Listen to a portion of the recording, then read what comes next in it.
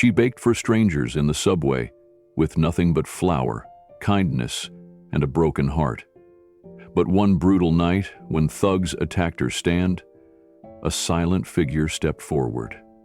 What they didn't know was that Keanu Reeves had been watching.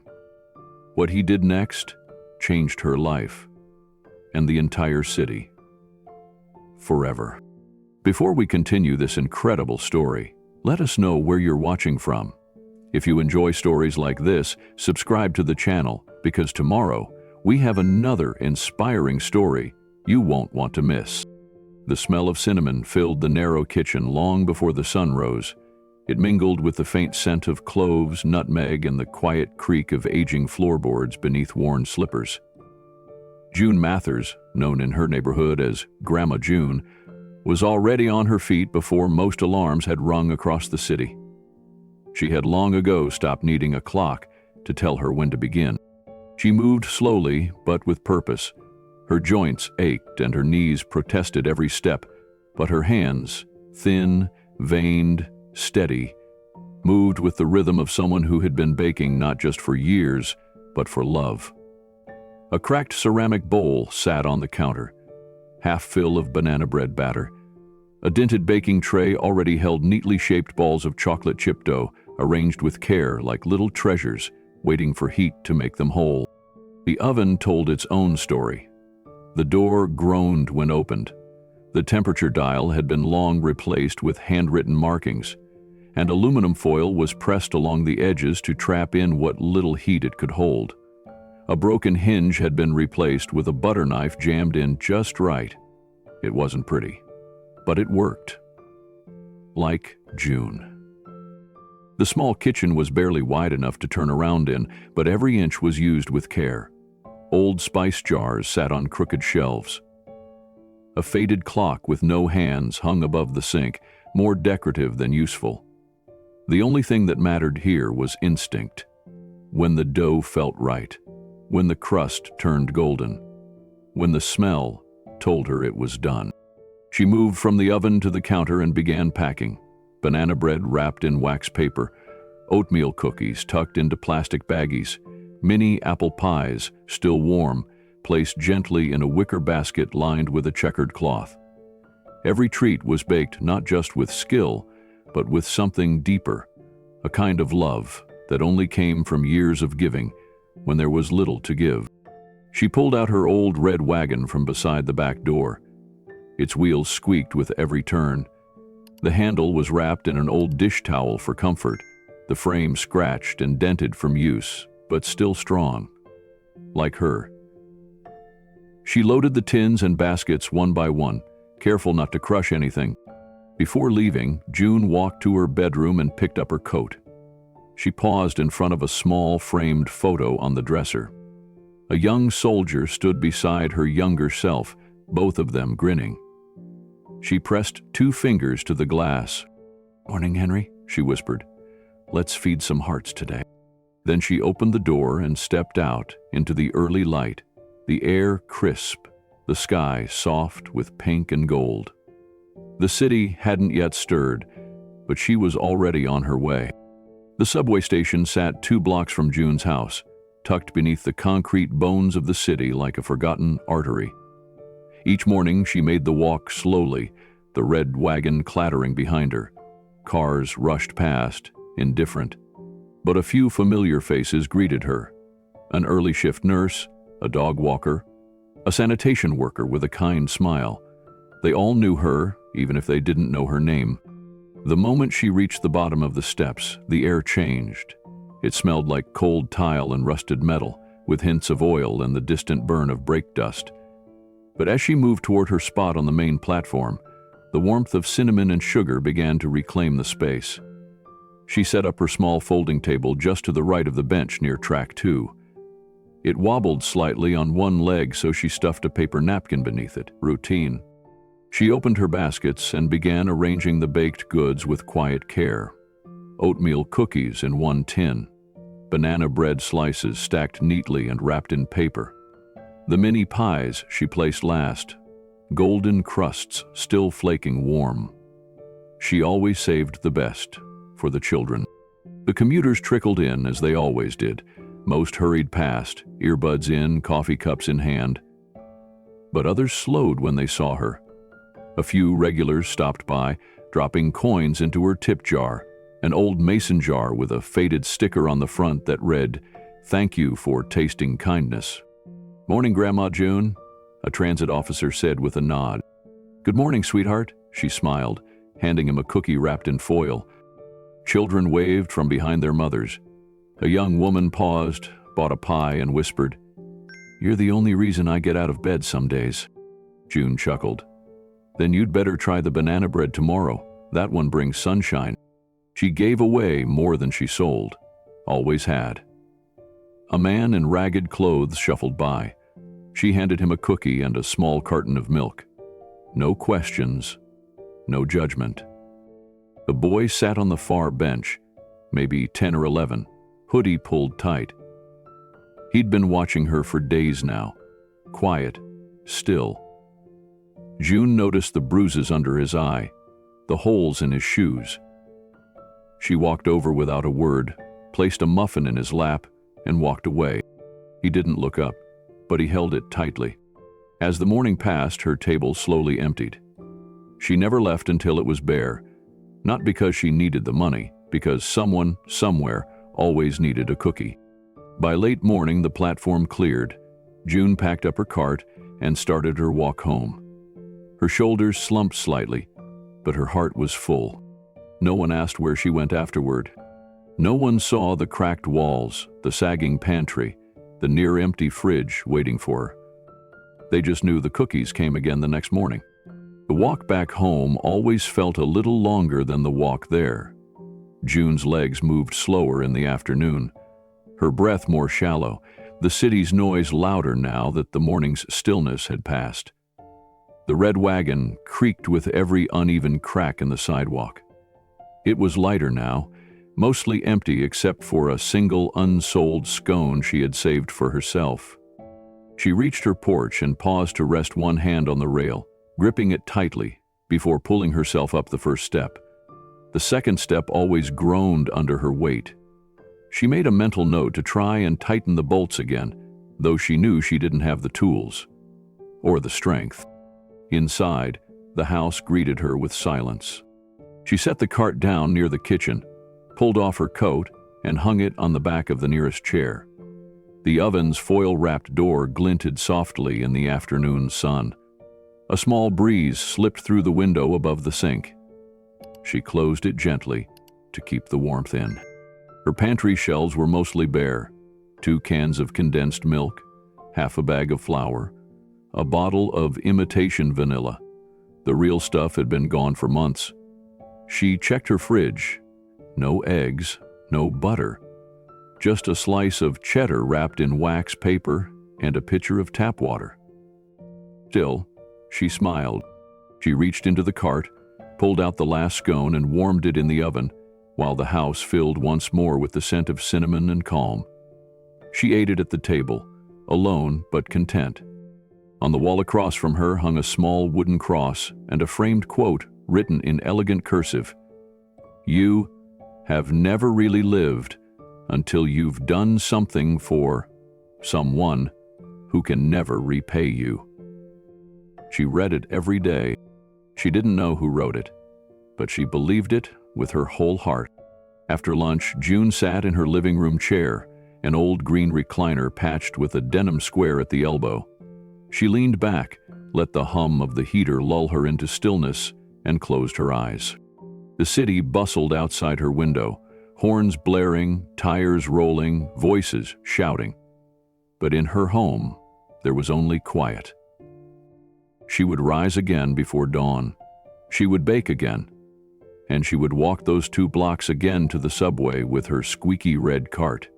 Because, for someone, tomorrow's cookie might be the one that makes everything feel okay again. And that was enough. The subway station groaned beneath the city like an old machine kept alive by habit. Fluorescent lights blinked overhead, some of them dim to a dull orange, others flickering like they were trying to die. The concrete walls were stained from years of condensation and neglect. Old graffiti layered over itself in chaotic streaks. Names, phrases, declarations of love and rebellion no one remembered. A faint chill clung to the air, rising up from the tracks and curling around the ankles of early commuters. But amidst all that cold metal and noise, there was warmth. It came in the form of a folding table beside the far bench on platform 2.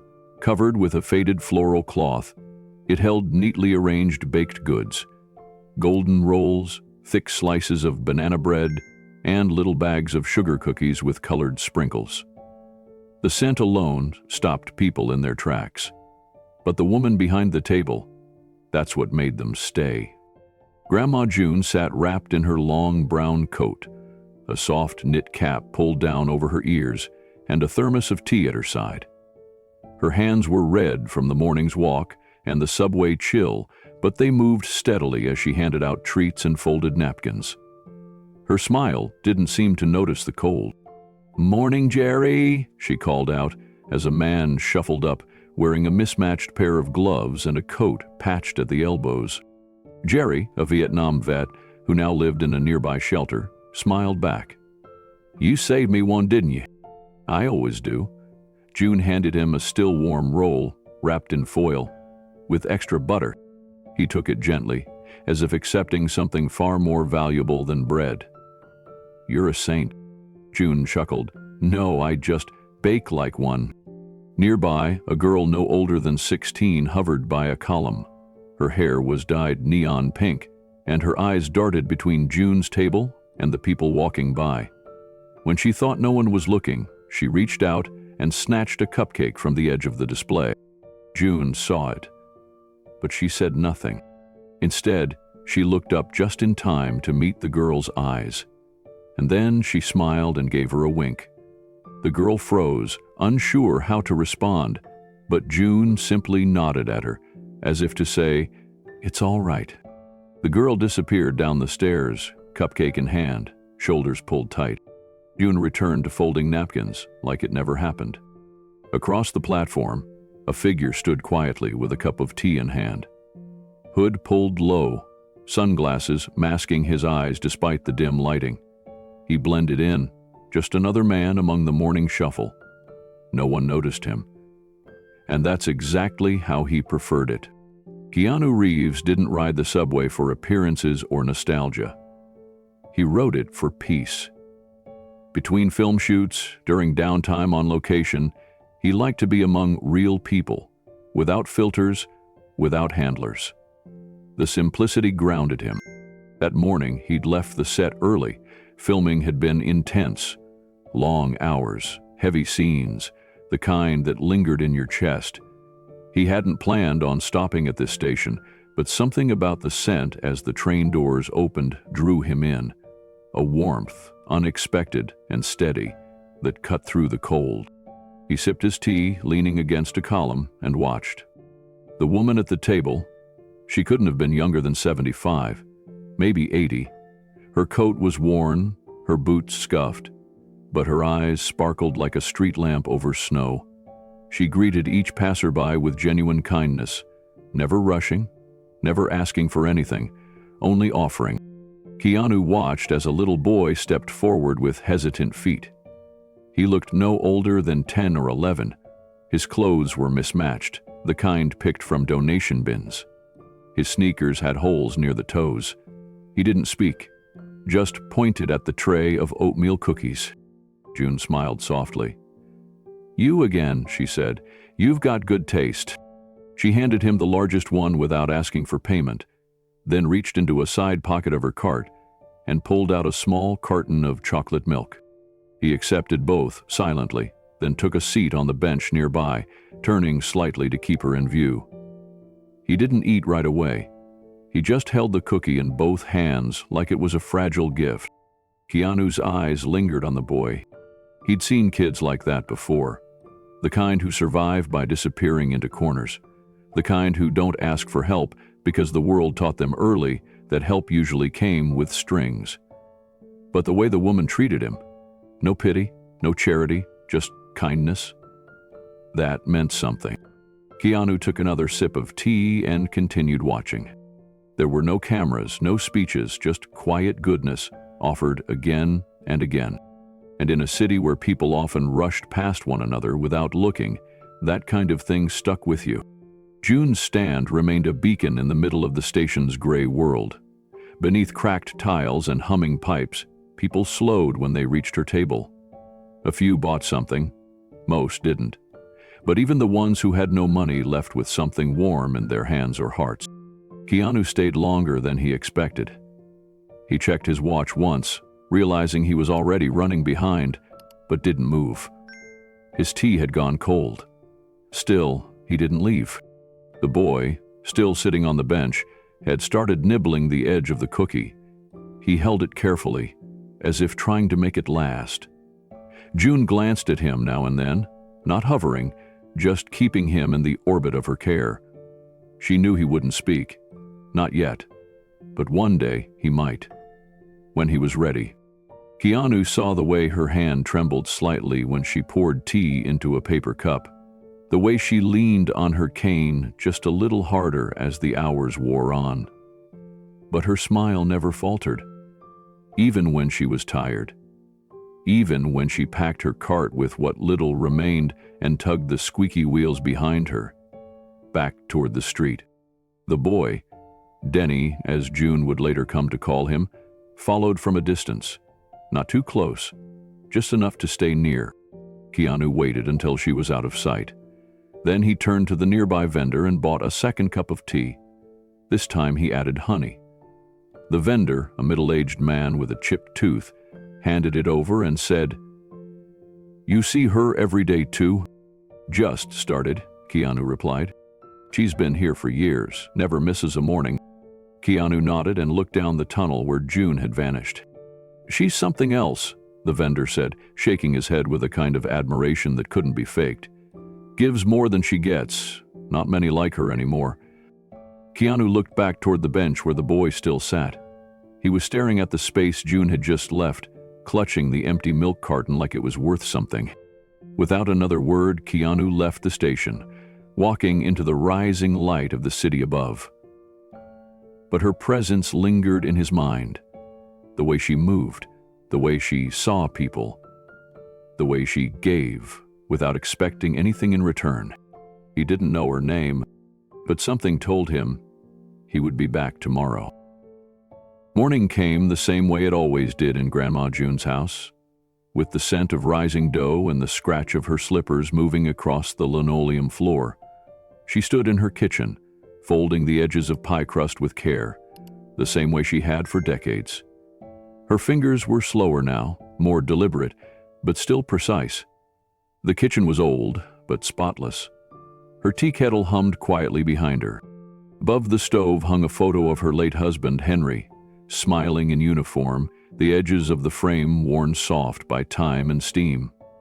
June looked up at it as she pressed the tines of a fork along the edge of a cherry turnover. "Still watching, old man?" she whispered, a soft smile on her face. "We've got work to do." After baking, she sat down at the small table near the window, sipping her tea. Outside, the world moved slowly. Neighborhood kids playing with a deflated soccer ball, an old man walking his terrier, a jogger pausing to retie her shoe. June watched it all, as if watching a film she'd seen many times but still loved. She smiled quietly when one of the children fell in the grass and stood up laughing. Her pantry was down to scraps. One bag of flour left, a nearly empty jar of peanut butter, and half a bottle of off-brand vanilla. She made do. She always did. She had clipped coupons from the local circular the day before and had plans to visit the second-hand store this weekend for new pans. Her old ones were warping from decades of heat. She'd patched the worst of them with folded foil and duct tape. That afternoon, she took a needle and thread to her coat. A seam had come loose near the pocket, and she didn't want the cold getting in. Her stitches weren't pretty, but they held. She tested the red wagon's wheels and added a few drops of oil. The front right one still stuck at certain angles, but she had learned how to guide it around cracks in the sidewalk. It was a fragile life, but one she had made strong through habit, through kindness, and through sheer resilience. No one saw the little fixes she made each day, the quiet efforts to stretch her world just a little farther. They only saw the cookies. And that, she thought, was just fine. The next morning, June was up before the sun once again. Her knees protested more than usual, a dull ache pulsing in her left leg from an old slip-on black ice years ago. She ignored it, as she always had, leaning slightly more on the kitchen counter as she kneaded a batch of cinnamon raisin dough. She baked in silence, save for the faint creaks of her oven and the soft clink of utensils. By 7:00 IEM, her red wagon was loaded with tins and baskets. She took a breath before heading out, tugging her coat tight around her shoulders and looping her scarf twice around her neck. The air had turned sharp overnight. A chill wind slipped through the city streets, scattering loose papers and turning cheeks pink. As she walked, she kept her head down, pushing the cart steadily. Each block felt heavier than the last. Down at the subway station, things looked the same on the surface. Graffiti-covered pillars, chipped tiles, commuters rushing to nowhere. But when June stepped onto the platform, it was as if the day found its warmth again. "Morning, Grandma June," a woman called, holding her toddler's hand. "Morning, Sweet Pea," June replied with a wave. She set up her table slowly, wincing slightly as she bent to unfold the legs. A man nearby noticed. "You all right?" he asked, stepping forward. "Look like you're limping a bit." June waved it off with a gentle laugh. "Just the cold settling in. Nothing some sugar can't fix." The man chuckled and dropped a few coins into her mason jar, then walked off with a muffin in hand. Across the platform, Keanu stood again, blending into the crowd. Same hoodie, same glasses, same quiet presence. But today, he looked longer. He noticed more. He saw how she had to grip the edge of the table for balance, how she shifted her weight from one foot to the other when the pain crept up, how her coat, though patched and clean, was clearly too thin for this wind. He watched as her fingers struggled with a twist tie on a cookie bag, how she quietly tucked her hands into her sleeves between customers to keep them from stiffening. Keanu sipped his tea slowly, leaning on the same column as before. His brow furrowed, not in judgment, but in thought. There was something about her that unsettled him, not because she was fragile, but because she was pretending not to be. A drizzle began to fall, soft at first, then steadier. Most people pulled up their hoods and moved faster. The station emptied quickly. But June stayed. Two small children, coats soaked and sneakers squeaking, approached her table, their eyes wide. Without a word, she handed each of them a cookie, wrapped in a napkin. "You stay warm now," she said gently. The children ran off with their cookies, feet slapping against the wet tile as laughter echoed faintly down the tunnel. June watched them go, then pulled her scarf higher around her neck. The drizzle hadn't reached deep into the station yet, but the dampness hung in the air, seeping into everything. She remained by her table, folding her hands together to keep them warm. Across the way, Keanu hadn't moved. The sight of those two children walking away with something sweet and warm in their hands, given freely, even while she shivered, stuck with him. He had seen generosity before, but this was something else. This wasn't performance. This wasn't charity. This was something older, quieter, deeper. He glanced at her wagon, noting the fraying fabric, the cracked lid on one tin, the uneven wobble in her step as she turned around to repack a few items. She'd been doing this for years, clearly, and yet no one offered help. Not because they didn't care, but because she never asked. June coughed into her sleeve and leaned for a moment against the railing behind her. Not to rest, just to catch her breath. Then she straightened her back and resumed folding napkins, as if to declare, even to herself, "I'm not done yet." Keanu took a step forward but stopped. He wasn't sure why. Something about her presence made him hesitate, not out of discomfort, but respect. He didn't want to intrude. This was her world, and she commanded it with a grace that didn't need saving. Still, as he turned to leave, he looked back one more time. She was crouched by her wagon now, reorganizing the remaining pastries.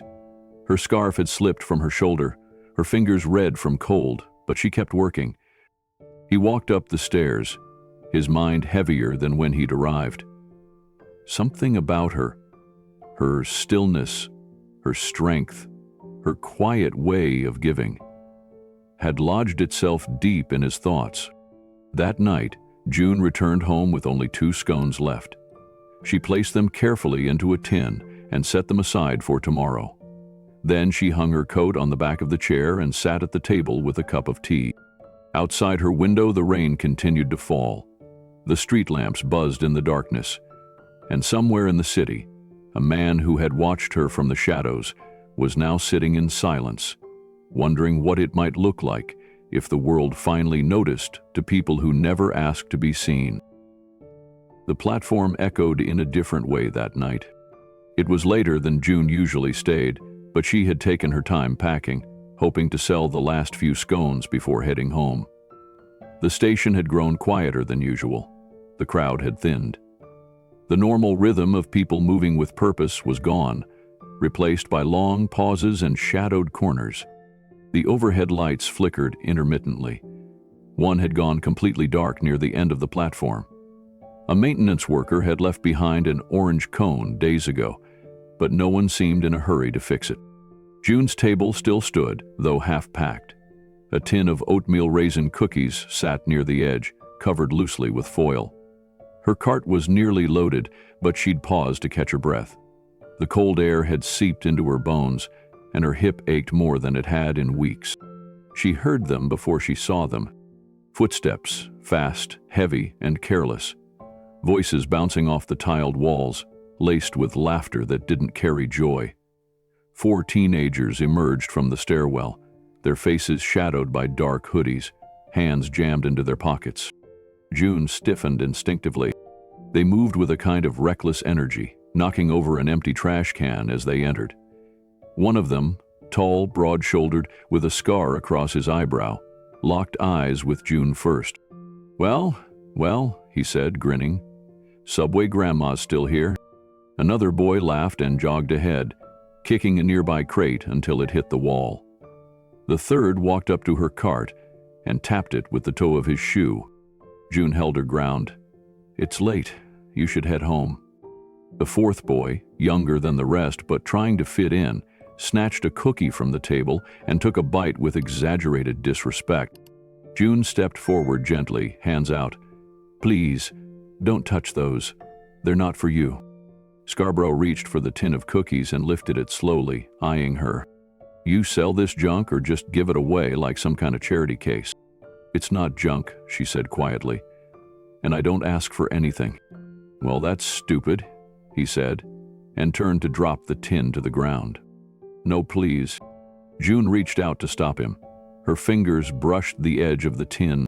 He shoved her back. It wasn't hard, but it was enough. Her feet slid on the slick tile. Her shoulder struck the edge of the bench behind her, and she fell sideways, crashing to the ground with a painful thud. The sound echoed. The tin clattered, rolling under the bench. Cookies scattered across the floor like coins. June cried out, part pain, part shock. She tried to sit up, but her hips screamed. She winced, gripping the bench. Across the platform, a small child with a backpack froze. He watched from the stairwell, eyes wide, his voice cutting the silence. "Stop." The boys looked up, startled. But then they laughed and stepped back, proud of what they'd done. June lay on her side, breath shallow, one hand pressed against her hip, the other gripping the base of the bench for balance. Her scarf had slipped off. Her cap lay a few feet away. One of her tins, dented and upside down, leaked crumbs across the cold tile floor. The 4 boys didn't approach further. They stood above her, amused, careless. "What, you gonna cry now?" one of them sneered. The youngest boy among them hesitated. His laughter faded. He looked down at June, eyes darting between her pain and his friend's smirks. For a second, Something in him faltered, but he said nothing. Scarborough nudged the cart with his boot. It tipped halfway before falling on its side. Another basket of pastries spilled out. Foil wrappers fluttered across the station like discarded hope. "Let's go," one of the older boys muttered, suddenly uneasy. "We're done here." The others didn't argue. One by one, they turned to leave. June tried again to sit up. Her arms shook from the effort. She winced, trying to pull her legs beneath her, but they refused to cooperate. "Please," she whispered, her voice barely audible over the growing hush of the station. From the stairwell, the small child who had shouted earlier stood, frozen. His fingers clutched his backpack strap so tightly his knuckles turned white. He didn't move, just stared. The boys had nearly disappeared around the corner when a new sound entered the space. Footsteps. Even, controlled. Not rushed, not loud, but firm. Deliberate. The boys turned, confused. Then they saw him. From the far end of the platform, a man walked toward them with quiet purpose. A hood shadowed his face, but something about the way he moved made the air feel heavier. He didn't speak. He didn't raise his hands. He just kept walking. Scarborough squinted. "Yo, who the hell?" The man stepped into the light. Keanu Reeves. No makeup, no cameras. Just Keanu in his street clothes, expression unreadable. Eyes locked on June where she lay. He didn't look at the boys, not yet. He walked past them without a glance, straight to her side. He crouched down, gently placing a hand on her arm. "Don't move yet," he said softly. June blinked, dazed, her lips parting in disbelief. "You?" He nodded once. "I've got you." Behind him, silence. The kind that doesn't ask for permission. The kind that makes even the boldest rethink what they thought they knew. Keanu finally turned his head. He didn't need to raise his voice. But when he spoke, it echoed off the walls like something final. "You boys should go." The boys froze. Keanu didn't flinch. He didn't step forward, he simply stood there, still crouched beside June, eyes steady. It wasn't anger in his voice. It wasn't threat. It was something quieter and far more unsettling. Conviction. The boys looked at one another. No one laughed this time. Even Scarborough shifted uncomfortably, his bravado leaking out like air from a punctured tire. The youngest among them had already stepped back, edging toward the exit. Keanu didn't break eye contact. "I won't ask again," he said, calmly. That was all it took. Without a word, the boys turned and disappeared into the shadows they came from, their sneakers squeaking against the tile, voices silent now. Not a single one looked back. Keanu stayed where he was until their footsteps were gone. Then, gently, he turned back to June. Her breathing had steadied, though her face was pale and her hands trembled. "I'm okay," she murmured. "You're not," he said quietly. "But you will be." He helped her sit up, moving slowly, never rushing her. He retrieved her cap from the ground and brushed it off, then slid it gently over her head. One hand on her back, the other on her arm, he helped her rise, inch by inch, until she could sit properly on the bench. The small child from earlier had moved closer now, his backpack still clutched to his chest. Keanu noticed him and gave a small nod of reassurance. The boy nodded back, eyes wide but no longer frightened. June winced as she adjusted her legs. "My hip," she said. "I think I twisted it." Keanu looked down at the mess. Cookies crushed beneath the cart.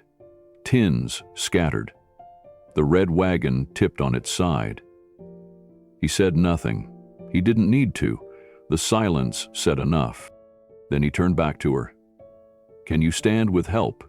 She nodded. He rose and offered both hands. She took them. With steady strength, he lifted her slowly, careful not to cause more pain. Once she was upright, he looped one of her arms around his shoulder and held her close. "We're getting you home," he said. But the mess doesn't matter. Together they walked, step by slow step, toward the stairs. The child with the backpack watched them go. At the top of the platform, June paused and looked back. At the ruined table, the cookies scattered like fallen leaves, the bench she sat on every day. She sighed, and her eyes began to water. Keanu didn't ask her to move faster. He just stood beside her, one arm steadying her body, the other ready to carry her weight. And together, they disappeared into the cold night, leaving the broken station behind. But something else was left behind too. An impression, quiet but permanent. The hand that reached out when the world looked away. The air still carried the echo of the boy's retreating footsteps. For a moment, the station held its breath. June sat slumped against the bench, trying to catch hers. Her face was pale, her hands trembling not just from pain, but from humiliation. Her scarf had been trampled, and the cookies she'd baked with so much care were now crushed under dirty sneakers. Keanu remained at her side. He didn't rush her.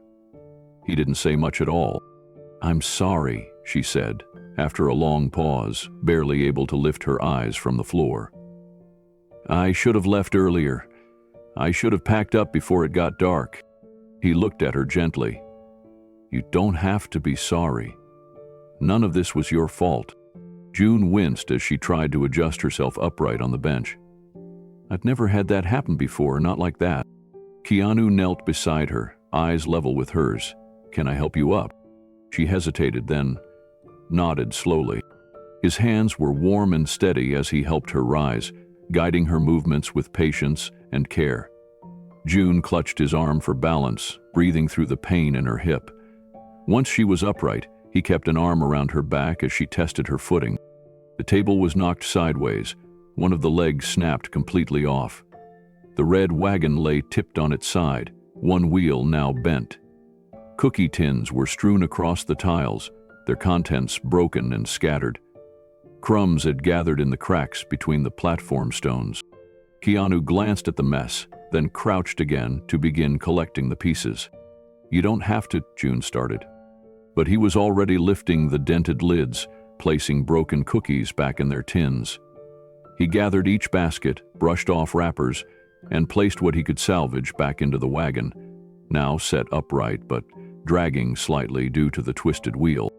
June watched, her throat tightening. "I didn't catch your name," she said softly as he handed her a small tin with a cracked lid. He glanced up, then gave the faintest of smiles. "Keanu." "Keanu," she repeated, nodding, still too overwhelmed to make the connection. "Thank you." Once the cart was repacked, he checked to make sure she could walk.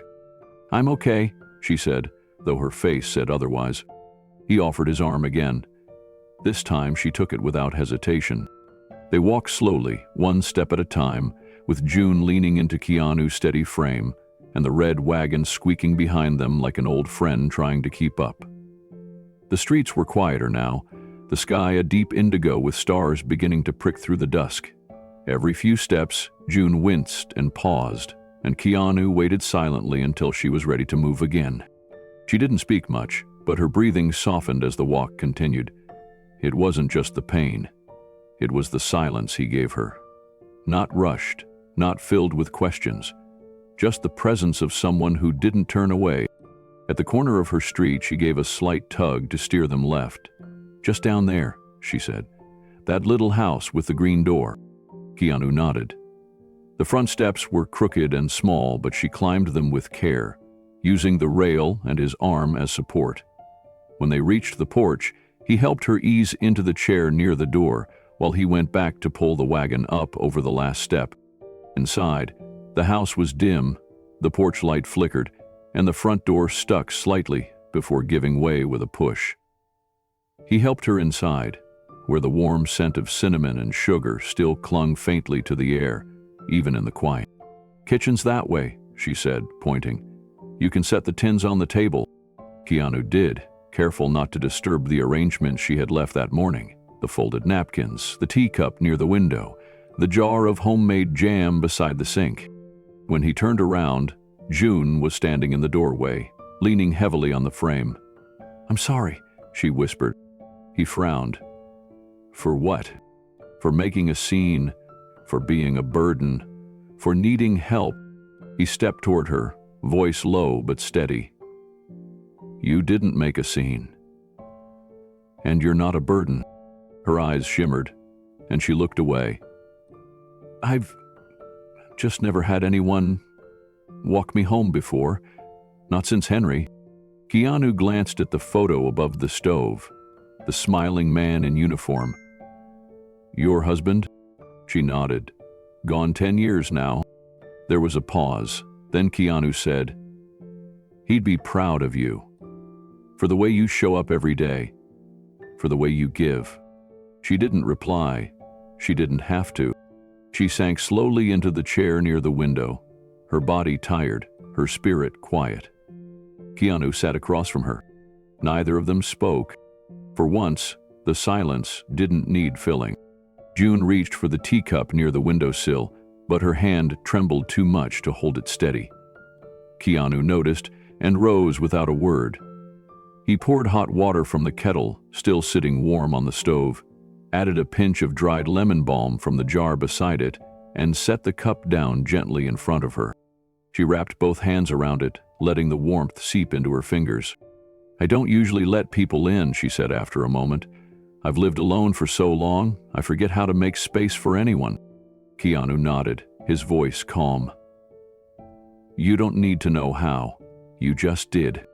Her eyes flicked up to meet his, and for the first time since the station, her mouth curled into the faintest smile.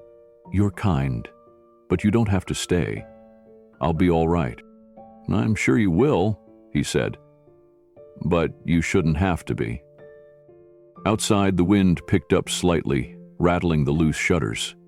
Inside, the house held its warmth.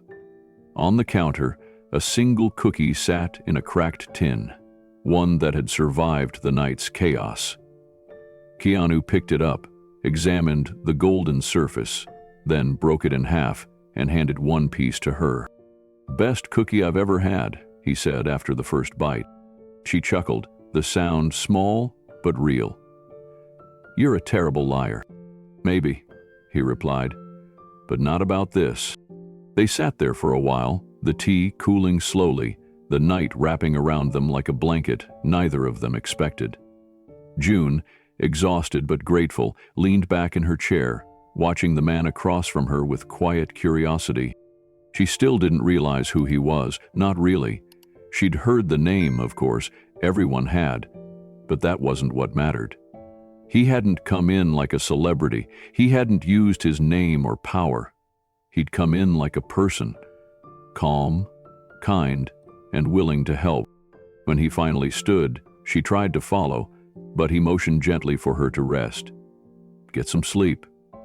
I'll check in tomorrow." "You don't have to," she said softly. "I want to." She opened her mouth to argue, then closed it again. She nodded instead. As he opened the door, the night greeted him with crisp air and the faint hum of traffic far off. He stepped onto the porch, then turned back. "Thank you for the cookie," he said. June smiled again. "Thank you for being the one who stayed." Keanu walked into the darkness, his figure fading down the sidewalk. The red wagon remained beside the stairs, its wheel still crooked, its frame still scratched. But something about it looked a little less broken now. Inside, June sat for a long time, sipping the last of her tea. And for the first time in years, she didn't feel quite so alone. Keanu stood in the doorway a moment longer after June had settled into her chair. He glanced around the living room, modest, clean, and filled with a quiet history. The scent of cinnamon lingered in the air, but underneath it was something older. Not unpleasant, just tired. Like the house had spent years holding itself together with memory and habit. Peeling wallpaper curled near the corners of the ceiling.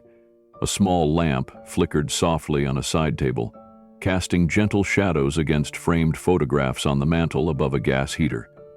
Most of the photos were black and white, men in uniform, women in hats, families frozen in time. There were no recent images, no new additions, just old moments, carefully preserved. The couch looked like it had been recovered 3 times over. A doily rested on each armrest. A quilt, neatly folded, sat at the end, worn thin from use. The coffee table bore a few magazines, a floral teacup, and a small unlit candle. June moved slowly into the kitchen, wincing slightly with each step. She refused help, gesturing to Keanu to stay where he was. "I've got it," she called gently. "I'm just bruised." Not broken. He watched her shuffle through a narrow archway, her figure briefly silhouetted by the yellow kitchen light. He stepped toward the mantel and glanced at the photos. One showed a younger June, beaming in front of a tiny wedding cake, beside a tall man in uniform, Henry. Another captured her outside what looked like the same house, holding a tray of cookies and surrounded by neighborhood children. "You used to have a full porch," Keanu said, as she returned with tea in 2 mismatched cups. She chuckled softly, setting them down. "Back then, I was the lady with the good pies. Now I'm just the old woman at the station with the stubborn cart." He picked up the cup and sat across from her. "You're more than that," he said. "Anyone who watches long enough knows it." She didn't meet his eyes. Instead, she looked down at her tea. "I guess I don't like feeling helpless," she whispered. "Tonight, being pushed like that, seeing the cart fall, hearing the tins hit the floor, I've never felt that useless." "You're not," Keanu said gently. She nodded slowly, then looked up. "I'm embarrassed, that's all." "I know." The way he said it made her stop. No pity, no correction, just truth. She held her cup a little tighter and took a small sip. June leaned back in her chair, letting the tea warm her from the inside out. The silence between them wasn't awkward. It was gentle, natural. A kind of unspoken understanding passed between the two of them, built not from conversation, but from presence. She looked around her home, eyes falling on the small things. A faded potholder shaped like a heart, a chipped cookie jar in the shape of a goose, a note on the fridge written in her own handwriting, "Don't forget to smile today." Her voice softened. "After Henry passed, I didn't know what to do with myself. He was the one who filled the house with noise, always singing, always whistling, even when the radio wasn't on."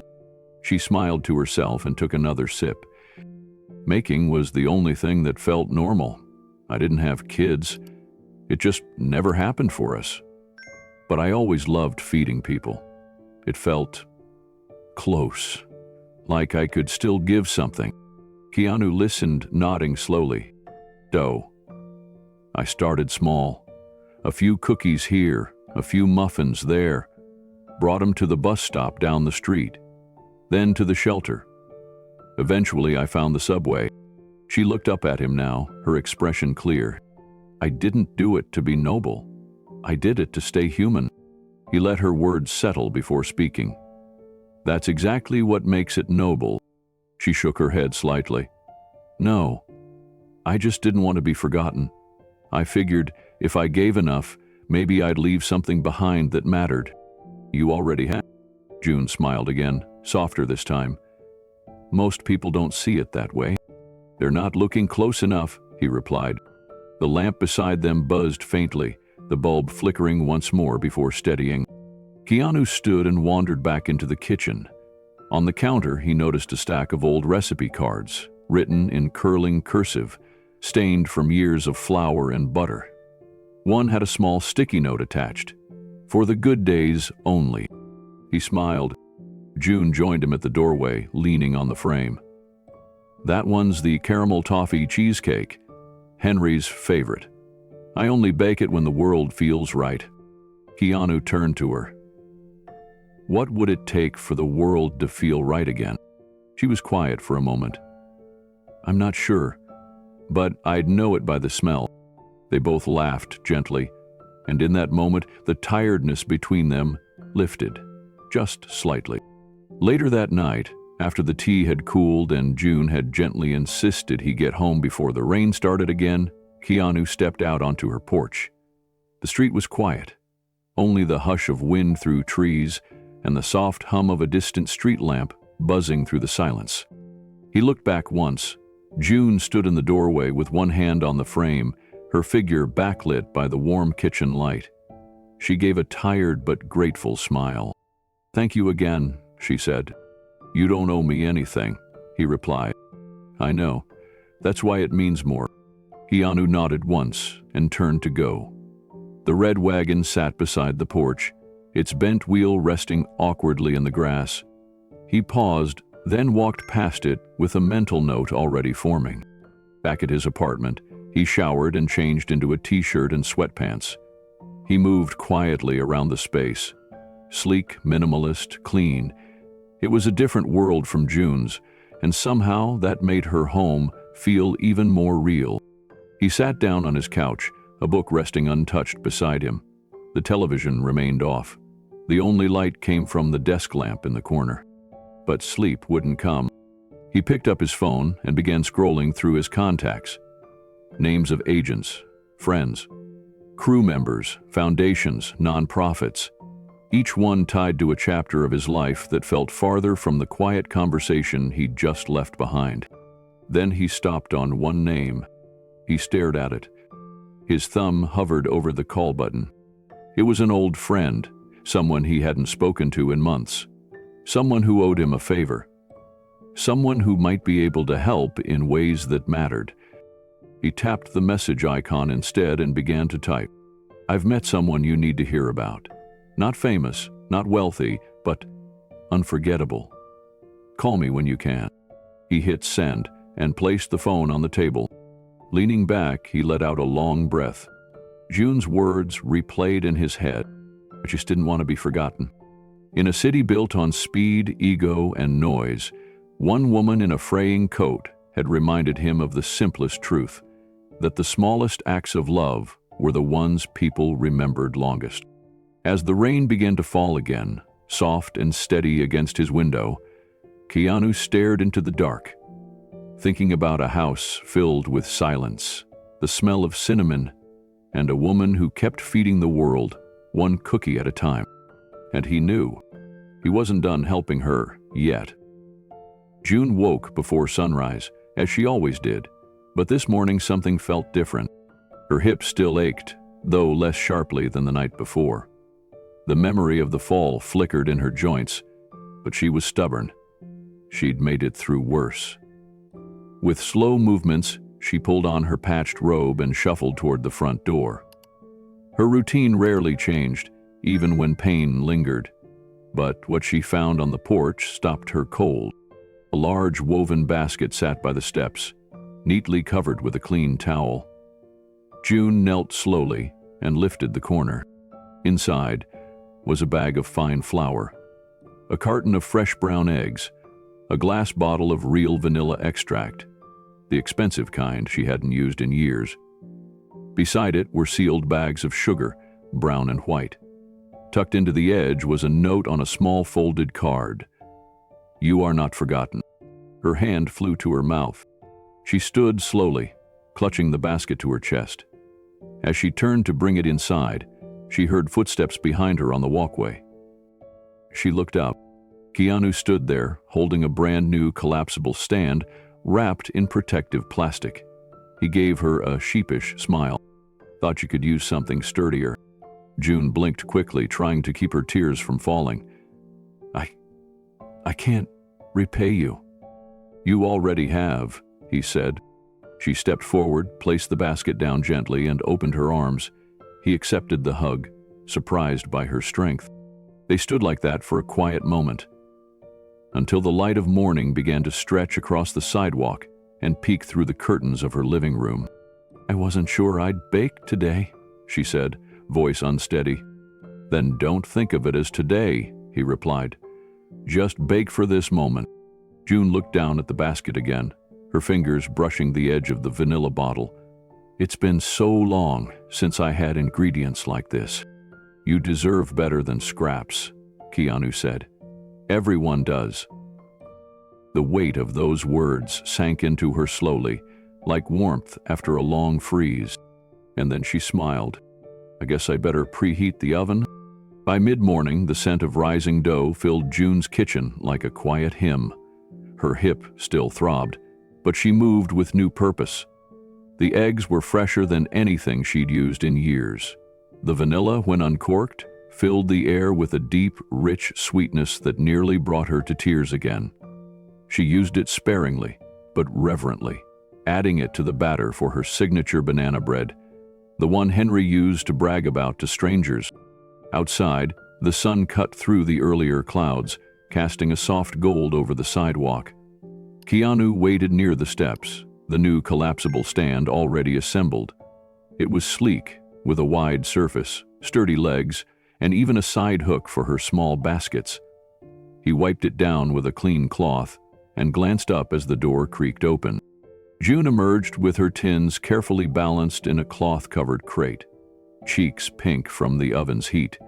She looked stronger, not in body, but in presence. "You sure you want to go back already?" Keanu asked. June nodded. "It's where I belong. That station, those kids. It's where the world still has good left in it. I want to meet it there." He smiled and offered his arm. "Then let's meet it." They walked to the station together, slower than usual, but steady. The wagon followed, now loaded with perfectly wrapped cookies, small banana loaves tied with string, and warm muffins nestled between folded napkins. At the platform, a few early commuters looked up as they arrived. Keanu set up the new stand while June carefully arranged her baked goods with the familiar care of a ritual long practiced. Then, from the shadows near the stairwell, a small figure appeared. "Denny." The boy hesitated, then stepped forward. His clothes were still ragged, his backpack worn, but there was something new in the way he held himself. Less guarded, more curious. June smiled and reached for one of the muffins she had saved just for him. "I was hoping you'd come," she said. He took it gently, eyes flicking toward Keanu, then back to June. "You okay?" he asked quietly. June's smile grew. "I am now." He nodded and stayed close by, sitting on the bench like before, but this time he faced her fully, feet swinging slightly as he ate in slow, thoughtful bites. Then something unexpected happened. A young woman, maybe in her 20s, stepped up beside June's stand. "Excuse me," she said, holding a paint-stained tote. "I passed you last week. I'm an artist. Would you mind if I painted your stand?" June blinked. "Paint it?" "Yeah. Just the panels. Bright colors, maybe something cheerful for the kids." June looked at the fresh wood and then at Keanu. He gave a quiet nod. "Sounds like a good idea." The woman smiled. "I'll be back tomorrow." June whispered, "Thank you," not sure who she was saying it to. By midday, word had started to spread. First came the elderly man, who walked his dog past the station every morning. He approached quietly, placed a folded $5 bill in June's tip jar, and took a single cookie wrapped in wax paper. He didn't say much, just smiled and said, "Glad you're back." Then came the transit worker who usually just nodded at her. Today he stopped, took off his gloves, and handed her a sealed thermal blanket from his duffel bag. "I heard what happened. You shouldn't have to stand here cold." June accepted it with trembling hands. "Thank you." A teenager who often skateboarded by with his headphones on paused this time, offered to help tie down the corner of her cloth that kept flapping in the breeze. He didn't take a cookie, he didn't say a word, but he gave a thumbs up as he rolled away. People noticed.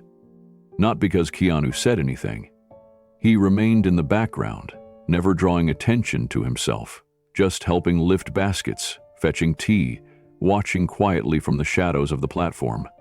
His presence, subtle but steady, seemed to give others permission to see her too. One woman whispered to her child, "That's Grandma June. She feeds the city." And suddenly, it became true. June couldn't stop smiling. For every small act she had given over the years, a cookie, a roll, a kind word, Something was returning now. Not in grand gestures, but in warmth, in presence, in the way people slowed down, noticed her, honored what she'd quietly been doing all along. Denny stayed close, eventually helping her pour cocoa into paper cups. He wasn't talkative, but his hands moved with purpose. He lined up the napkins perfectly, counted the change when someone insisted on paying, and watched June closely, mimicking her calm way of speaking to everyone who approached. "You're a natural," June whispered to him.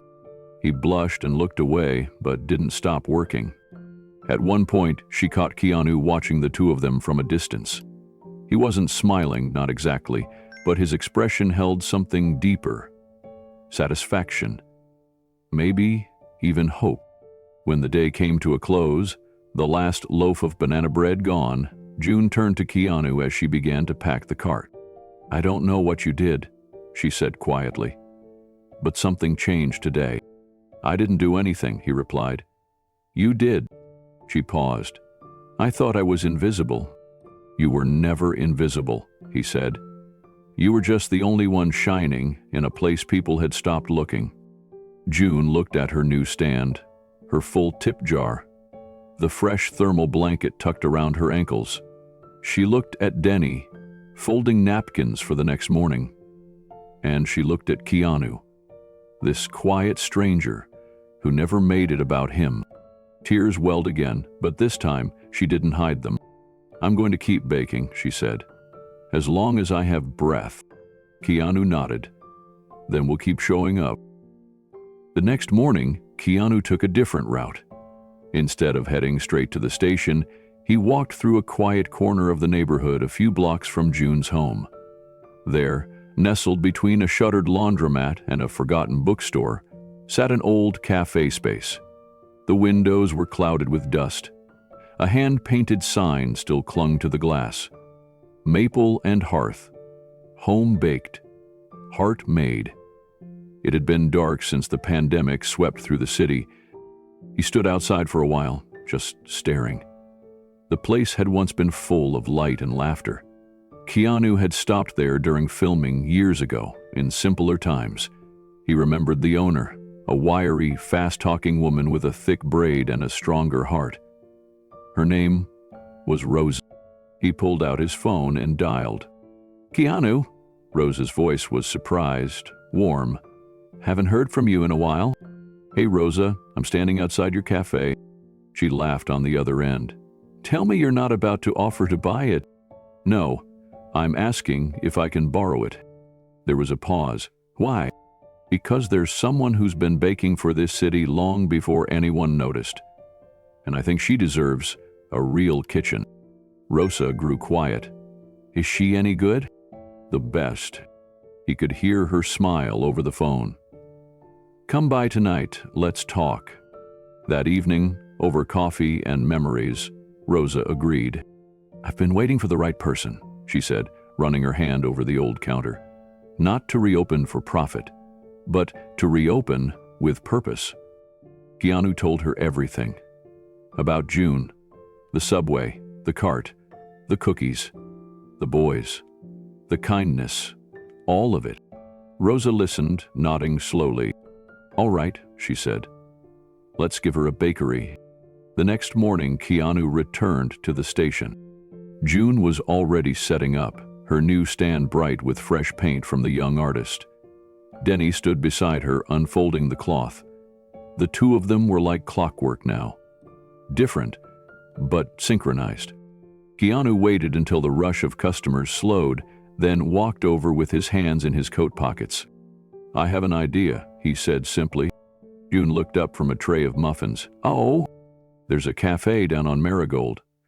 Been closed for years. Needs love, but the bones are good." She blinked, unsure what he meant. "I want to give it to you," he said.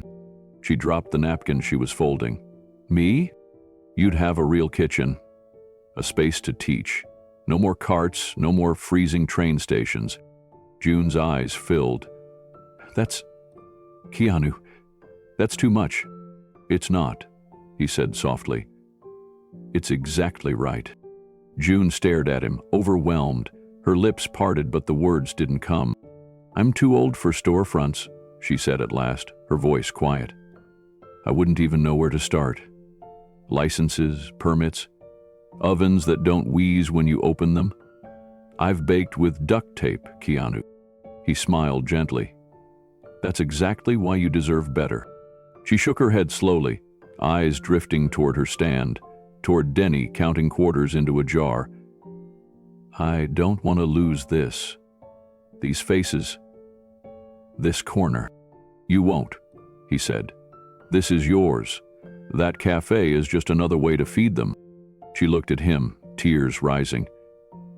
"I never thought I'd be offered more. I always thought this folding table, this cart, was the last chapter." Lee, who dared to cry out. "It's not," Keanu said.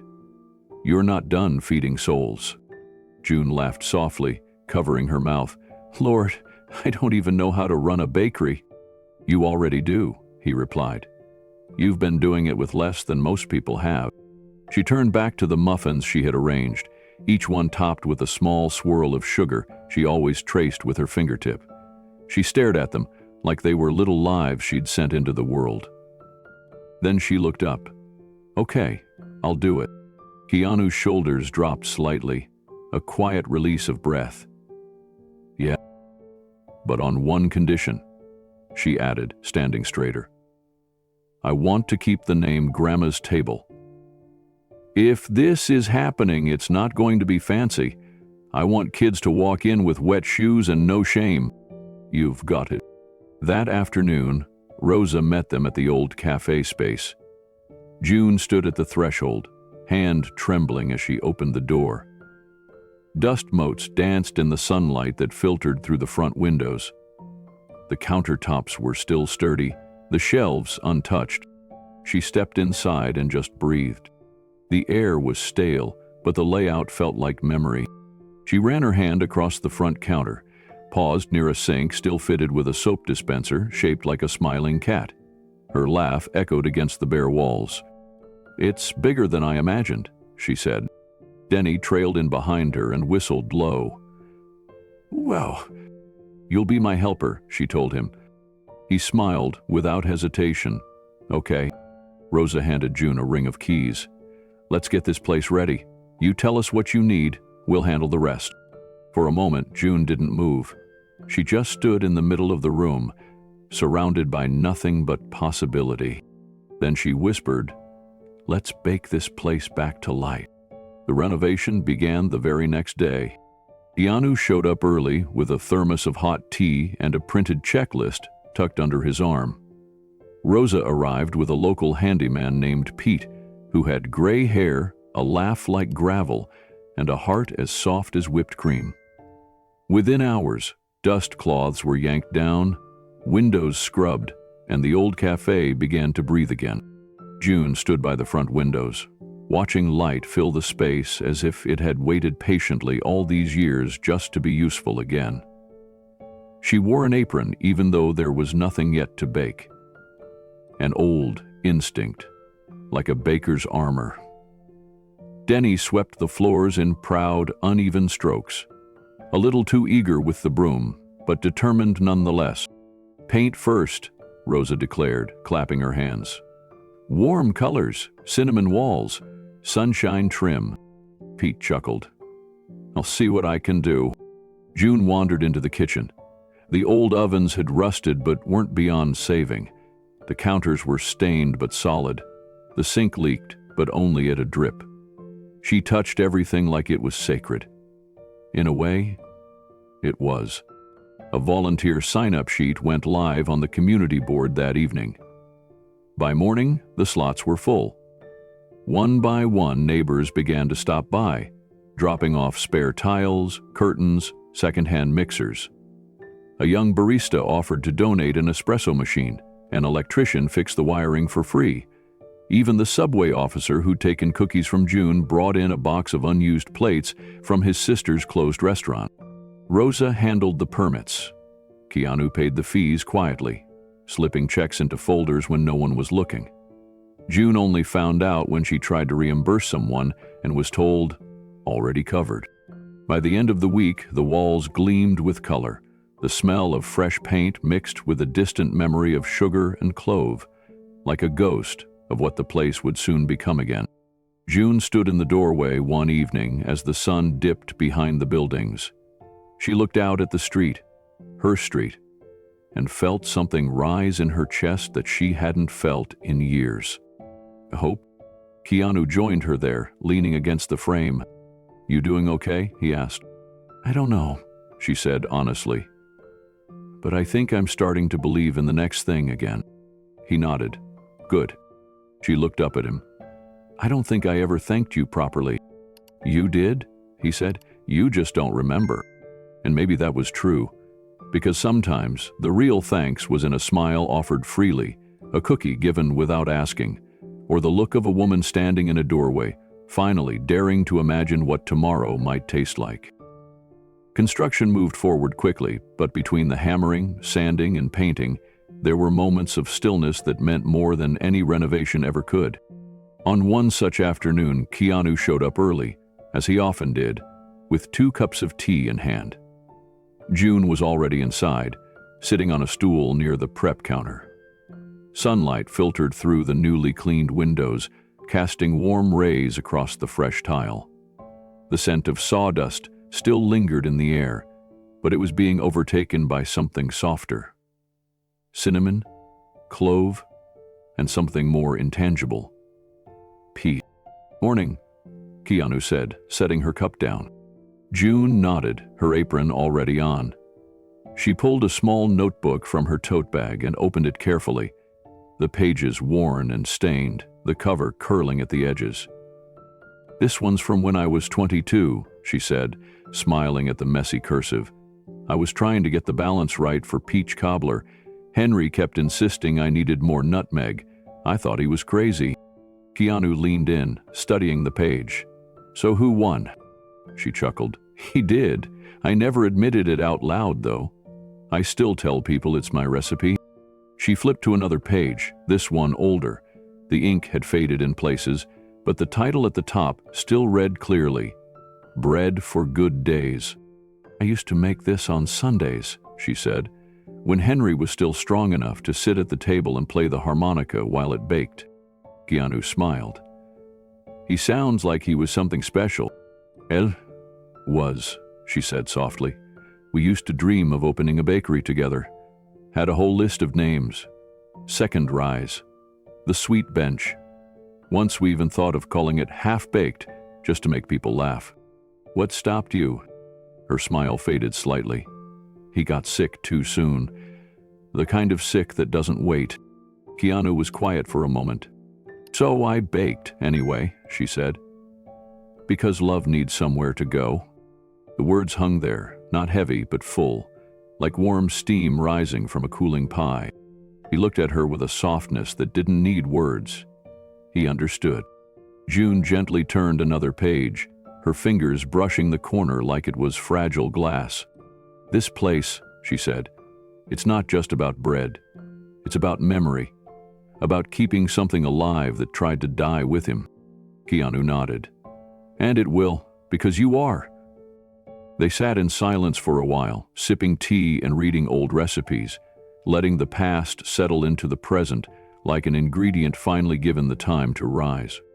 Later that week, Keanu stopped by the cafe just after noon. The crew had finished laying the last row of backsplash tiles, and Rosa was out front sorting through delivery boxes of donated silverware. The smell of fresh paint still clung to the air, but now it mixed with something else. Real vanilla, warm sugar, the test run of a bread June had been perfecting since the start of renovations. Keanu stepped inside, quietly. He didn't see June at the counter or in the kitchen. The back door was slightly open, and he followed the trail of sunlight spilling through it. She sat alone at the small table in the rear storage room. The space had been cleaned out earlier that week, but a few unopened crates still lined the far wall. June was seated on a wooden chair, her shoulders relaxed, a letter unfolded in her hands. She didn't notice him right away. He hesitated at the doorway, but something about the way she sat, so still, so complete in that moment, made him pause. After a moment, she looked up and saw him. Her eyes were misty, but she smiled. "Come on in," she said. "I didn't mean to hide. I just needed a quiet minute." Keanu stepped closer, but didn't sit. "You okay?" She nodded and held up the paper. "I found this tucked inside one of my old cookbooks. I forgot it was there." He waited. "It's from Henry," she said. "He wrote it to me just before he passed. I think I was too raw to read it back then, but today, it felt right." She smoothed the folds gently, then began to read aloud. "My sweet June, if you're holding this, then I'm not standing behind you cracking jokes about burnt crusts. I hope you know I never cared how many people bought your pies. I just cared that you kept baking, that you kept feeding the world, even when it stopped feeding you back. Because it needs you, June. It always did. Keep feeding the world. It needs you more than you know." Keanu sat down slowly across from her. June exhaled shakily. "I spent so long thinking that dream had died with him. But I was wrong. He was right. The world still needs feeding." Keanu reached across the table and covered her hand with his. "It does. And you've never stopped." She looked down at the letter once more, then folded it carefully and placed it back inside the cookbook. "It's funny," she said softly. "I thought I was too late, too old, but maybe some dreams are just waiting for the right time to be real." She squeezed her hand gently. "Or the right people." They sat in that quiet room, surrounded by the warmth of memory and the promise of what was to come, neither of them needing to say anything more. Later that afternoon, June returned to the kitchen and began preparing her caramel toffee cheesecake, the one labeled "for the good days only" in her old notebook. Keanu stood at the far counter, helping sift flour into a bowl while keeping a careful eye on the oven timer. As she mixed the ingredients, June's movements became more fluid, more certain. The stiffness in her shoulder faded with each turn of the spoon. She didn't follow every instruction exactly anymore. Her hands knew what to do, even if the recipe said otherwise. "This was always his favorite," she said, nodding toward the cheesecake batter. "Henry used to say it tasted like a second chance." Keanu smiled. "That's what this place is, isn't it?" She paused, then nodded. "Yeah, a second chance for all of it. For him, for me, for Denny. For whoever walks in needing something warm without having to ask." Denny arrived just as the batter was poured into the tin. He carried a new stack of paper bags donated by a neighbor and proudly announced, "I cleaned the front sign. It's shiny now." June chuckled. "Good work. You're going to run this place better than me one day." "I just want to learn how to make the bread," he said. She winked. "That's a deal." As the cheesecake baked, Keanu wandered through the cafe.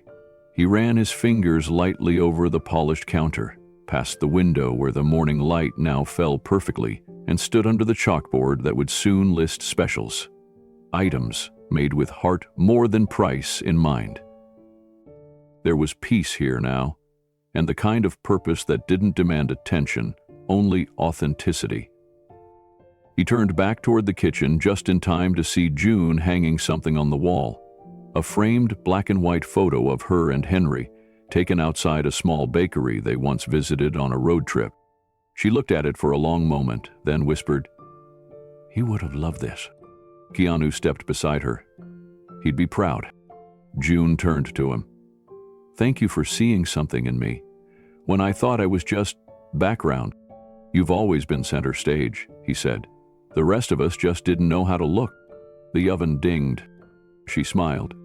Together they pulled the cheesecake from the heat, its golden top gently cracking, the scent filling the cafe like a quiet promise. June set it on the counter, then stood back and took it in. "You know," she said softly, "this place might turn out all right." Keanu nodded. "It already has." The sun rose early that morning, as if even the sky knew something special was coming. June stood in front of the cafe, her hands gently folded in front of her apron. The sign above the door wasn't neon or carved from wood. It was simple. Hand-painted letters in soft green across an old white plank. Grandma's table. The sidewalk out front had been swept clean. A few planters sat on either side of the entrance, donated by a neighbor who said the cafe reminded her of her own grandmother. Inside, the scent of cinnamon rolls, honey oat bread, and fresh lemon cookies drifted out the open windows, carried by a light spring breeze. At 8:00 IEM, the doors opened. By 8:10, the line stretched down the block. Word had spread. People who had taken cookies from June at the subway platform now brought their children. Parents carried toddlers. College students arrived with reusable mugs. A reporter from the local paper hovered near the back, jotting notes, but keeping out of the way. June stood behind the counter in her signature apron, flanked by Denny on one side and Rosa on the other. Her eyes darted between the oven timers and the growing crowd outside, overwhelmed but steady. The first customer was an elderly woman who used to ride the same subway line every morning. She took a warm oatmeal cookie and pressed a folded note into June's hand. "You've been feeding our hearts for years," it read. June smiled, already blinking back tears. One by one, faces came forward. Some she knew, some she didn't. Every person received more than food. They received warmth, a word, a thank you, a memory being made. Children rushed to the side table where June had laid out a tray of free cookies just for them, ginger snaps and sugar stars. She watched them with joy, handing out napkins and little cups of juice like a proud grandmother at a school play. Denny worked the register with quiet confidence, pausing every so often to beam at June like he couldn't believe it was all real. Rosa kept the ovens cycling, her sleeves rolled to the elbow, calling out, "Fresh batch," every 20 minutes. And Keanu? He was there, but not where people could see. He stayed in the back corner, near the shelves of flour and the extra trays of dough. He didn't want the attention. He didn't need it. This was June's day. He watched her move through the space like it had always belonged to her. A woman who had finally stepped into the dream she thought was gone. And all he did was smile. By late morning, the rhythm of the cafe had found its pace. Laughter echoed through the front room as June hugged an old neighbor who used to live 2 doors down before the pandemic forced her to move. A young couple snapped a photo in front of the counter, holding up 2 slices of her famous banana bread with whipped butter. A middle school teacher brought in a group of students on their lunch break, handing each of them a handwritten note June had tucked into little brown bags. The shelves that had been filled with dozens of loaves, pies, and cookies were slowly emptying. Rosa kept the ovens going in the back, hollering cheerfully as she pulled out a tray of golden cheddar biscuits. Denny carefully arranged them on a hot plate lined with a tea towel. "You've got to try the chocolate tart," someone called to a newcomer entering the cafe. Keanu, still standing near the supply shelf, smiled faintly. He watched it all unfold like a stage play that didn't need a spotlight. His part had already been played. Now it was her story. June moved with purpose, a touch of grace in every step. Though her hip still ached, she didn't let it slow her. She moved from the register to the counter to the table of kids with ease, greeting each one with a warmth no money could buy. Around noon, a small hush came over the front of the bakery as Denny walked up to June, something crumpled in his hands. His face was shy, his sneakers scuffing the floor. "I made something," he said, not meeting her eyes. "I was going to wait till later, but I want you to have it now." He handed her a sheet of paper, folded twice, drawn in colored pencil. June opened it slowly. At the top was a drawing of the bakery's front, complete with the sign, windows, and flower planters. Stick figures stood in a long line down the block. Behind the counter was a smiling woman with gray hair and a blue apron. Above her head were the words, written in a child's hand, "You saved my heart." June's hand flew to her mouth. The whole room seemed quiet. She looked at Denny, who was now biting his lip, trying not to cry. She pulled him into a hug, so full, so trembling, the entire cafe felt it. For a few seconds, neither of them moved. Then June whispered, "You saved mine, too." Keanu watched from the back, his eyes soft, arms folded over his chest. He didn't need to be part of the moment. He just needed to witness it. And he did. The afternoon settled into a golden calm. People lingered at the tables with second cups of coffee. Children colored at the small station Rosa had set up by the window. Laughter came in waves, carried by the comfort of full bellies and full hearts. June moved through it all like a candlelight in the middle of a long-awaited celebration. She never sat down. She didn't want to. Every hand she shook, every thank you whispered into her ear, reminded her that she hadn't been forgotten, that everything she had poured into the world, the kindness, the food, the quiet hope, had come back around. As she refilled a small girl's cup of milk, a tap came to the front door. It opened to reveal a violinist, an older man June remembered from the subway tunnels. He held his instrument shyly and said, "May I?" June nodded, eyes wide with joy. He began to play near the window. A soft, sweet melody. Nothing flashy, just something warm, familiar. The room quieted to listen. A mother pulled her baby close. A teenager wiped their eyes without a word.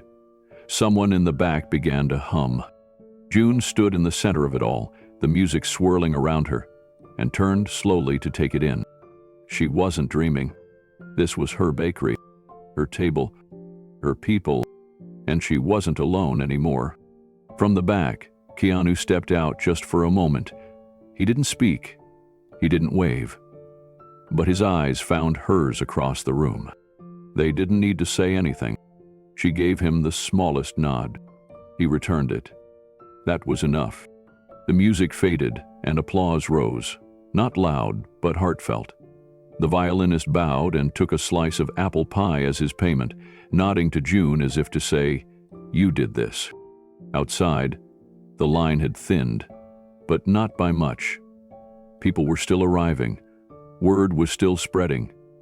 And June, this baker grandmother who had once stood quietly on a subway platform, had now built something that reached far beyond flour and sugar. She stepped to the doorway, holding a tray of chocolate crinkle cookies in both hands. Kids rushed forward, and she knelt to hand each of them one. Some said thank you. Others just smiled wide with chocolate already on their teeth.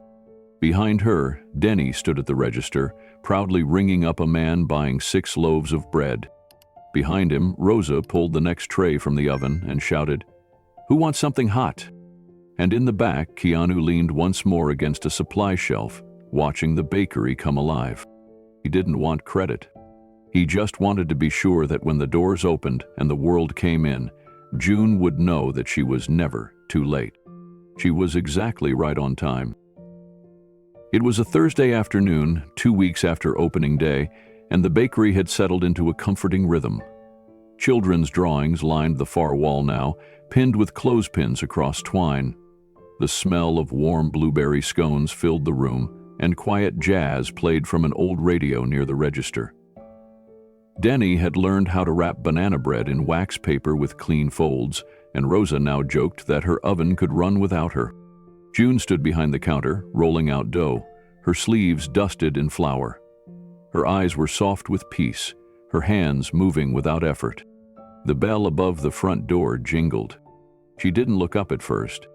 Then she heard the silence. Not the usual hush of new customers admiring the space. His silence was tense, still. She turned slowly and froze. Standing in the doorway were the boys. The same boys who had knocked over her cart, who had shoved her down at the subway station, who had laughed while she sat helpless on the cold tile floor. They were taller than she remembered, or maybe the memories made them loom larger. Their hoodies were still up, their sneakers scuffed.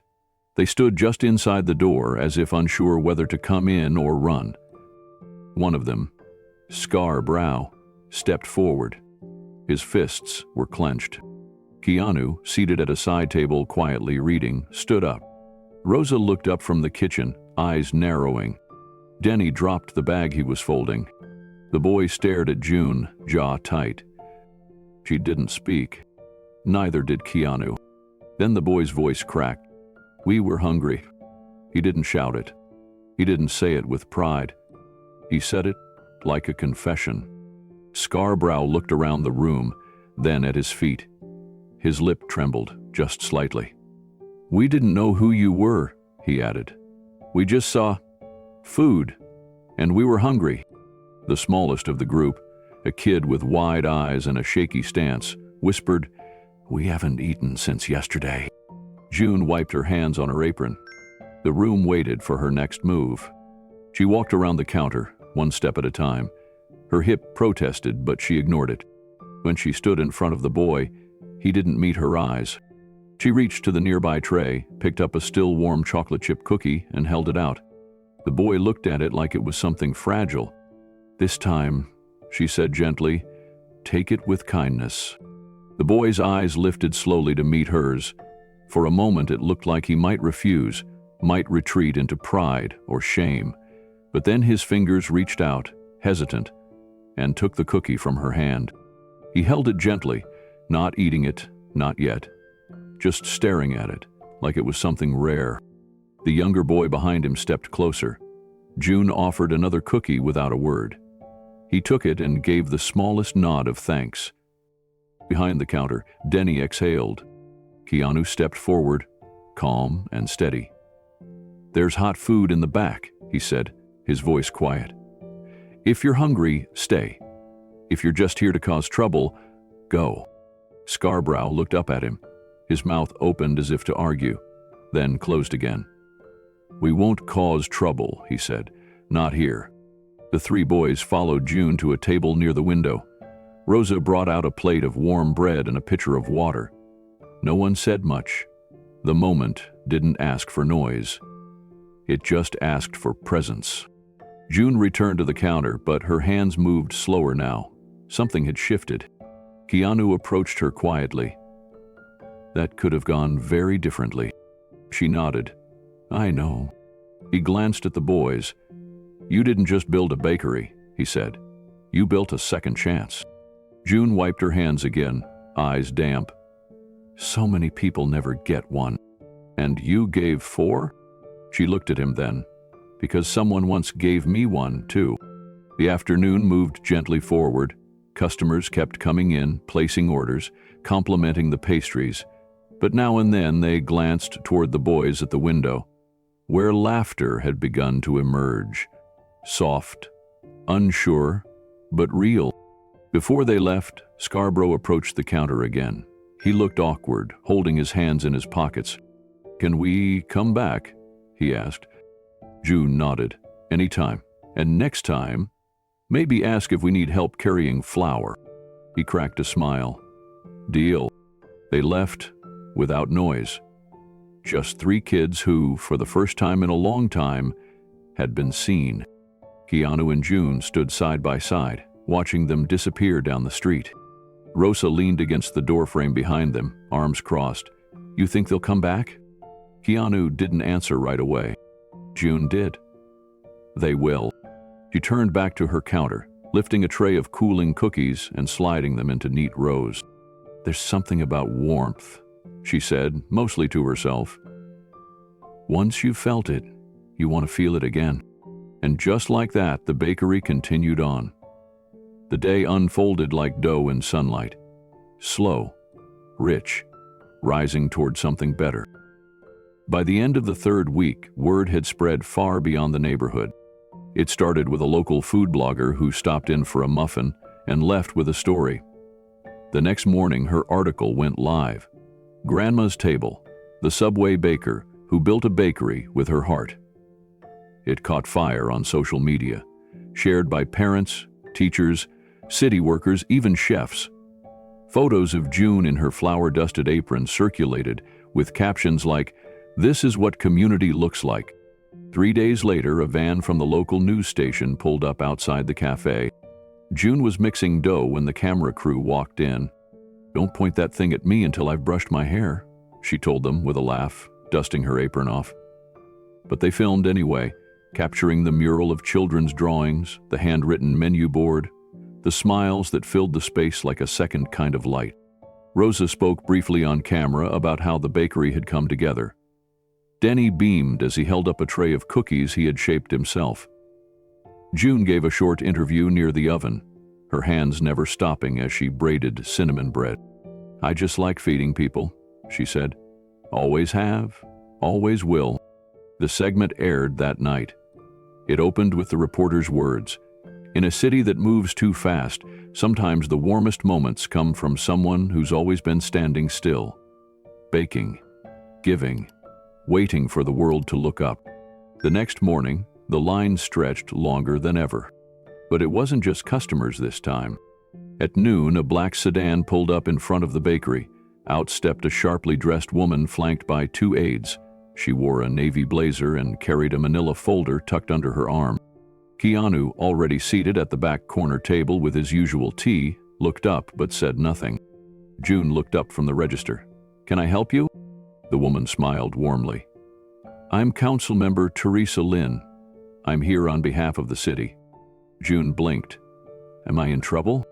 "No, ma'am," Teresa said, stepping closer. "You're being honored." The bakery went quiet. Rosa popped her head out from the kitchen. Denny froze with a scoop of batter mid-air. Councilmember Lynn opened the folder and pulled out a certificate framed in polished wood. "In recognition of your service to the community, for providing dignity, nourishment, and warmth to the people of this district, we present you with the City of Silvergate Community Steward Award." June's mouth fell open. "And," Teresa added, handing her a separate envelope, "a small community development grant to help keep this beautiful place going." June stood there for a moment, frozen, the framed award in one hand and the envelope in the other. A blush crept up her cheeks. She looked at the crowd gathered, customers, neighbors, volunteers, faces she'd fed, smiled at, prayed for. "I don't need a plaque," she finally said, voice trembling. "I just need to keep baking." Laughter and applause broke out. Denny clapped so hard his oven mitt flew off. Rosa wiped her hands and stepped forward to wrap an arm around June's shoulder. Councilmember Lynn smiled. "Well, we hope the grant helps you keep doing exactly that." June nodded, her eyes misty. "It will." "Thank you." The room swelled with warmth, not from the ovens, but from something deeper. Recognition, respect, reverence. In a world that often forgot its quietest givers, here was one finally seen. And in the back, Keanu stood slowly. He clapped with everyone else, but never moved toward the front. He stayed behind the crowd, behind the counter, behind the spotlight. Teresa noticed him as the applause settled. "Mr. Reeves?" He shook his head gently and smiled. "Just Keanu today." She seemed to understand. She didn't press. As the council member left, a few people came forward to snap pictures with June, though she seemed more interested in getting back to the stove than smiling for the camera. Once the last handshake was done, and the official car had disappeared down the block, June returned to her spot behind the counter. She tucked the plaque beneath the register and placed the grant envelope inside a recipe book on the shelf. Denny leaned over. "You're really famous now." June grinned. "Guess I better keep the cookies extra fresh." Rosa came over and gently bumped her shoulder. "What are you going to do with the grant?" June thought for a moment, then glanced around the bakery. "Fix the heater in the back. Buy real stools for the kids' art corner. Maybe get a sign for the window that doesn't peel in the sun." Keanu finally stepped forward. "No gold trim for the door?" June smiled at him. "We already have the gold. It's in here." She tapped her chest, then gestured toward the room. "And in all of you." Keanu nodded, quietly proud. "Then it's already paid for." That night, long after the doors were locked and the last crumbs swept up, June sat at the corner booth with a slice of her own cheesecake. Denny had fallen asleep at the art table, crayon still in hand. Rosa was humming in the back, wiping down pans. Keanu was at the far end of the counter, sipping his tea. June looked over and said softly, "You ever wonder how many people never find their place?" He looked up. "All the time." She nodded. "I almost didn't, but then someone saw me, and they stayed." Keanu raised his cup slightly. "To staying." June raised her fork. The clink of ceramic and silverware echoed softly in the warm light, a small sound that felt like a promise. The wall started with just one drawing, Denny's crayon sketch that read, "You saved my heart." June pinned it near the register, next to the chalkboard that listed the daily specials. Then came a photo of a toddler holding a sugar cookie with a missing bite. Then a note from a teenage girl who used to walk past the subway every day but never had the courage to say thank you until now. A customer added a Polaroid of her and June hugging in front of the oven. Another brought in a watercolor of the storefront with the hand-painted sign glowing in morning light. Soon, the wall was full. He'd wrapped from the front corner of the bakery all the way toward the back kitchen door, every inch covered with drawings, letters, napkin scribbles, and photos in cheap plastic frames. Rosa named it the Wall of Thanks. Keanu just called it Truth in Color.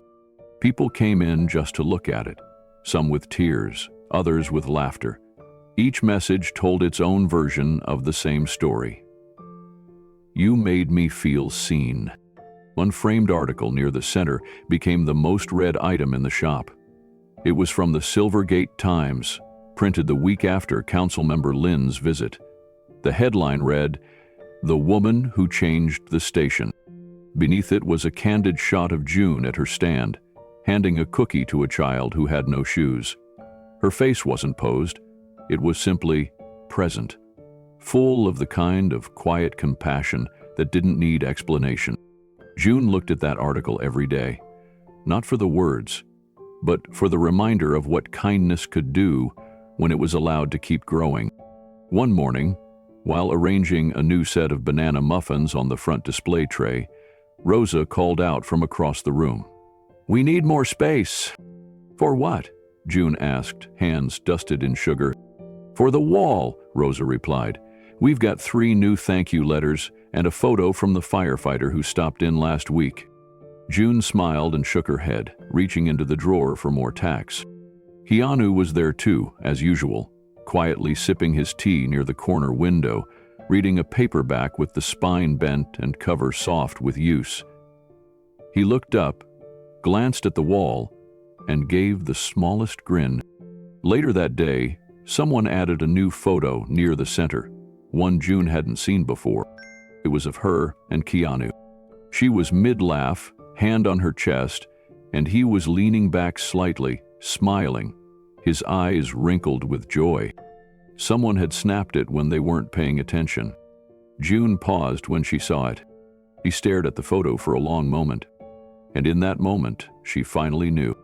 The realization didn't hit like a shock. It came like a sunrise, slow, soft, undeniable. June stood in front of the photo, her eyes tracing every detail. Keanu's quiet strength, his easy smile, the unmistakable glimmer of recognition in the lines of his face.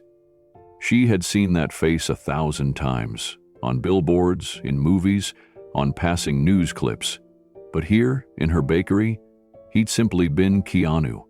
Not the actor, not the star, just the man who showed up when no one else did.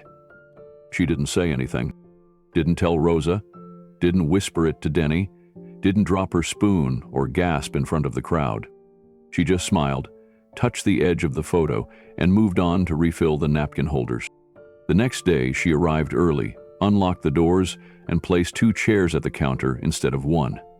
Keanu showed up, as always, with his usual soft-footed step and tea in hand. She didn't mention the photo, neither did he. Instead, she poured him a second cup and said, "You ever try lemon scones with black tea?" "Can't say I have," he replied. "Well," she said, setting down a warm plate, "today's your day." That was how it stayed. They never talked about who he was out there, only who he'd been in here. And in here, he was the one who helped lift her cart from the ground, the one who believed a forgotten baker still had something left to give, the one who reminded her that love needed somewhere to go. Each week, the wall of thanks grew taller. Families returned with photos from birthday parties catered by Grandma's table. Students left graduation announcements signed, "Thanks for the morning cocoa." Even the boys from the subway, the ones who'd once scattered her cookies across the floor, came in and pinned a note that simply said, "Thank you for seeing us." Ju never moved the photo of her and Keanu. She kept it right where it was, just off-center, tucked between Denny's drawing and the city council article. And though people stared at it often, some swearing that the man beside her looked oddly familiar, June never offered more than a shrug. "Just a good man," she'd say. "Someone who helped me when I needed it." And that was the truth. One morning, Keanu was the first to arrive. June had just opened the windows to let the cool breeze drift through the cafe. She found him standing in front of the wall, eyes scanning the dozens of letters, drawings, and Polaroids. He turned when he heard her steps and nodded toward the photo. "Do you like where it's hung?" June smiled. "It's right where it belongs." He looked at her for a long moment, then nodded. "So, are you?" That day, and every day after, she baked with a little more purpose. Not because of the photo, not even because of the wall, but because she had finally realized something simple, something beautiful. She hadn't just survived, she had been seen, and that had made all the difference. It was a quiet Wednesday morning when the little girl walked into the bakery. June was behind the counter, her hands still warm from kneading dough, when the front bell chimed. The child couldn't have been more than 7, with curly hair tucked under a pink knit hat and a small envelope clutched tightly in her hand. She held it to her chest like something sacred. Behind her came a woman, her mother clearly, but she moved slowly, her steps uncertain, eyes heavy with something deeper than fatigue. "Good morning," June greeted them with her usual warmth. "What can I get for you two?" The girl didn't speak at first. She looked up at her mother, then stepped forward and gently placed the envelope on the counter.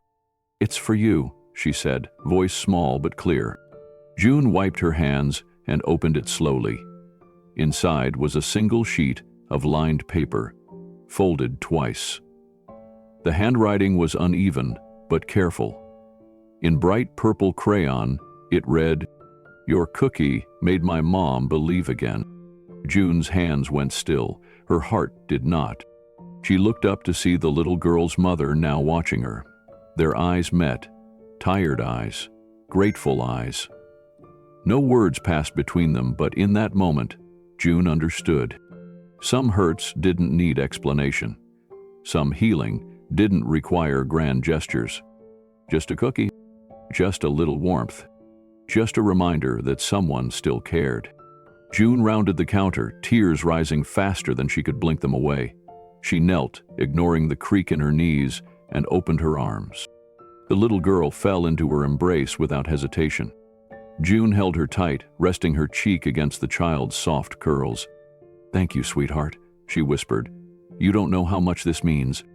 "Think I do," the girl whispered back.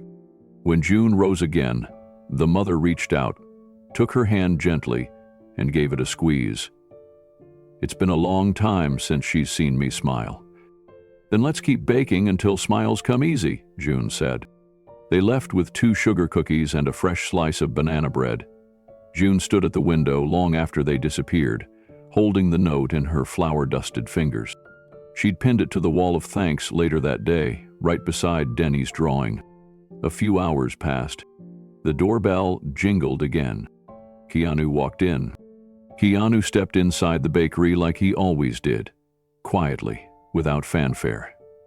The late afternoon sun followed him through the door, casting long shadows across the wooden floor. He was dressed simply as ever, a gray hoodie and worn jeans, and in his hand he held a small paper bag folded twice at the top. June glanced up from behind the counter, still holding a mixing bowl, and gave him a smile that felt like the final line of a well-loved poem. "Afternoon," she said, her voice soft. He held up the bag. "Trade you this for a slice of cheesecake." She raised an eyebrow. "What's in it?" "Apricots. From a farmer's market I passed on the way here." She wiped her hands and nodded toward the corner table by the window. "Then you've got yourself a deal." Minutes later, the two of them sat facing each other, a single slice of caramel toffee cheesecake between them. 2 forks. One moment. Neither said a word. They didn't need to. Outside, the street hummed with soft city sounds. Distant laughter, a bus pulling away, wind in the trees. Inside, the bakery smelled like warmth, like cinnamon and sugar, and the kind of safety most people forgot they needed. Keanu took a bite of the cheesecake and closed his eyes for half a second. "Still the best thing I've tasted in years." June didn't respond with a joke. She just smiled and took a bite herself. For a long while, they sat like that. No noise, no questions, just the silence between two people who had walked different roads, but somehow arrived at the same place. On the wall of thanks, the new note from the little girl fluttered gently from the draft of the open window. It read, like a prayer, like truth. "Your cookie made my mom believe again." June caught the movement out of the corner of her eye and looked toward the wall. Dozens of faces smiled back at her. Faces she'd fed.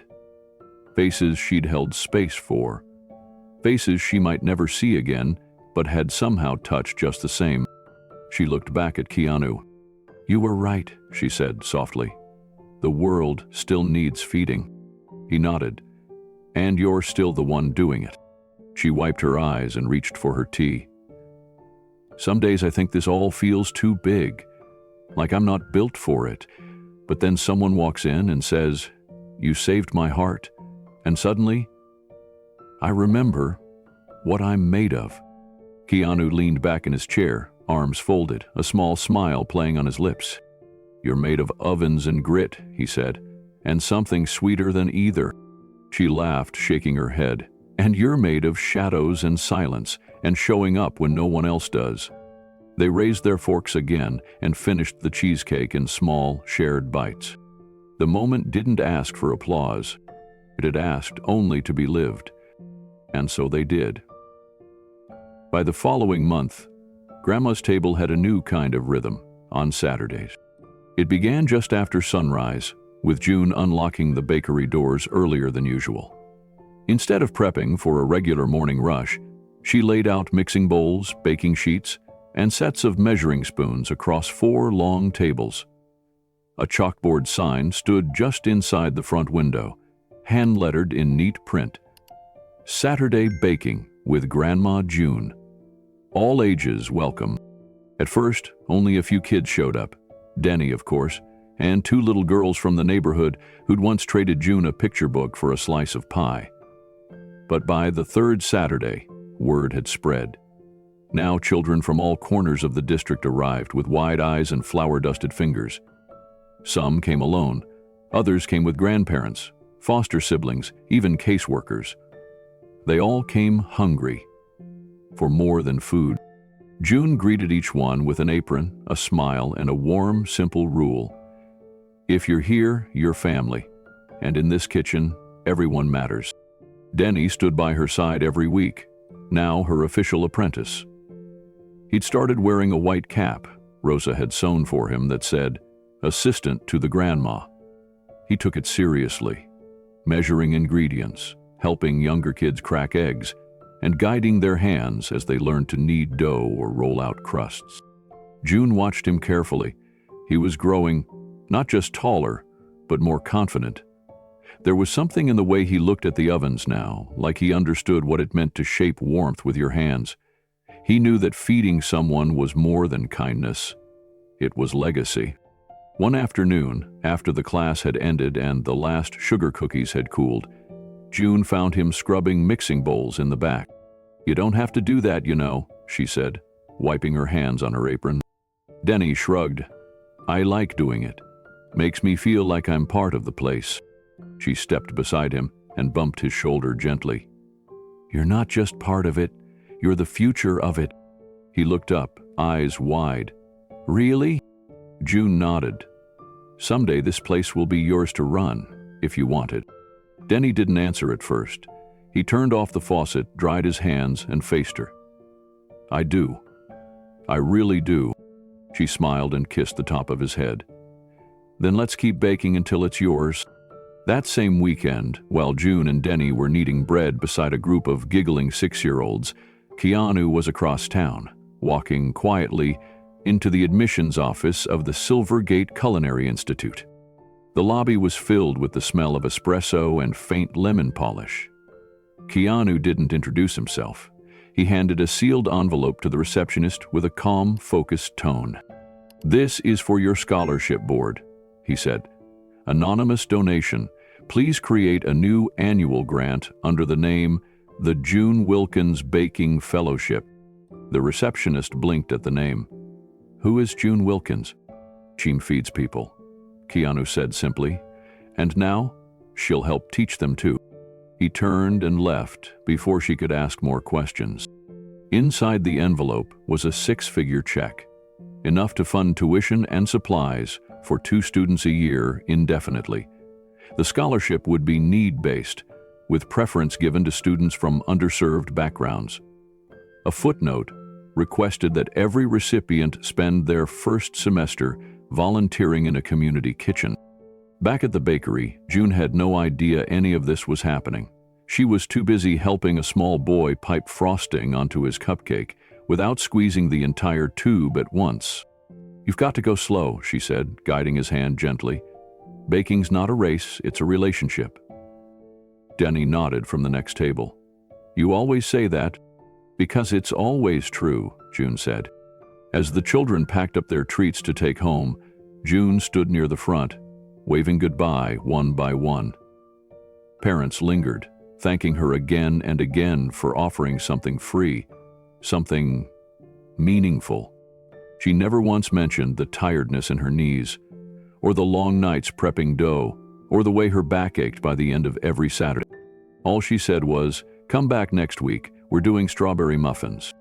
Later, as she sat with Rosa and Denny at the back table, drinking tea and eating the last cinnamon roll, she looked around at the bakery walls, still covered in drawings, photos, and notes. But now, tucked between the latest editions, hung a new frame. A child had written the words in bold purple marker and carefully pasted them over a photo of June teaching class. It read, "We don't just learn to bake here, we learn to matter." June stared at it for a long time. She reached for Denny's hand on one side, Rosa's on the other, and gave them both a gentle squeeze. "There's still sweetness in this world," she said softly, "if we mix the right ingredients." The next morning, June arrived early, as usual. The sky was still pale and silver, the street lamp out front flickering once before shutting off for the day. She unlocked the door, walked into the quiet bakery, and inhaled deeply. Even without the ovens running, the air smelled like memory.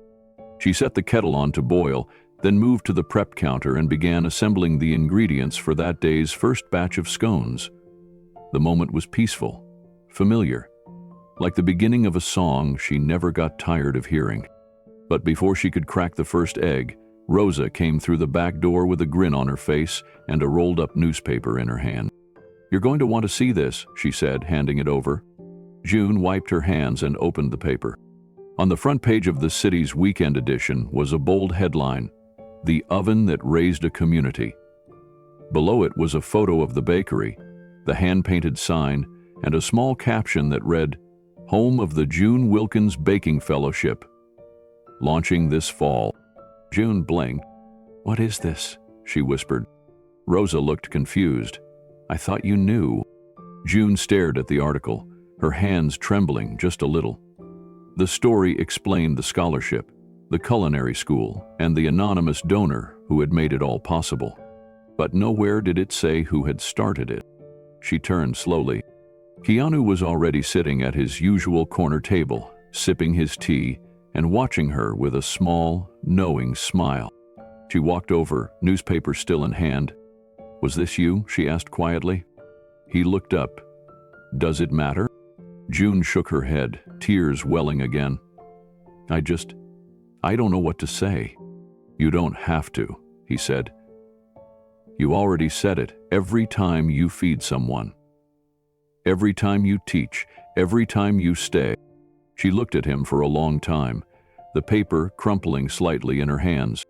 Then she leaned down and placed a slice of still warm coffee cake in front of him. "No charge," she said, "but you'd better eat every bite." He smiled and picked up his fork.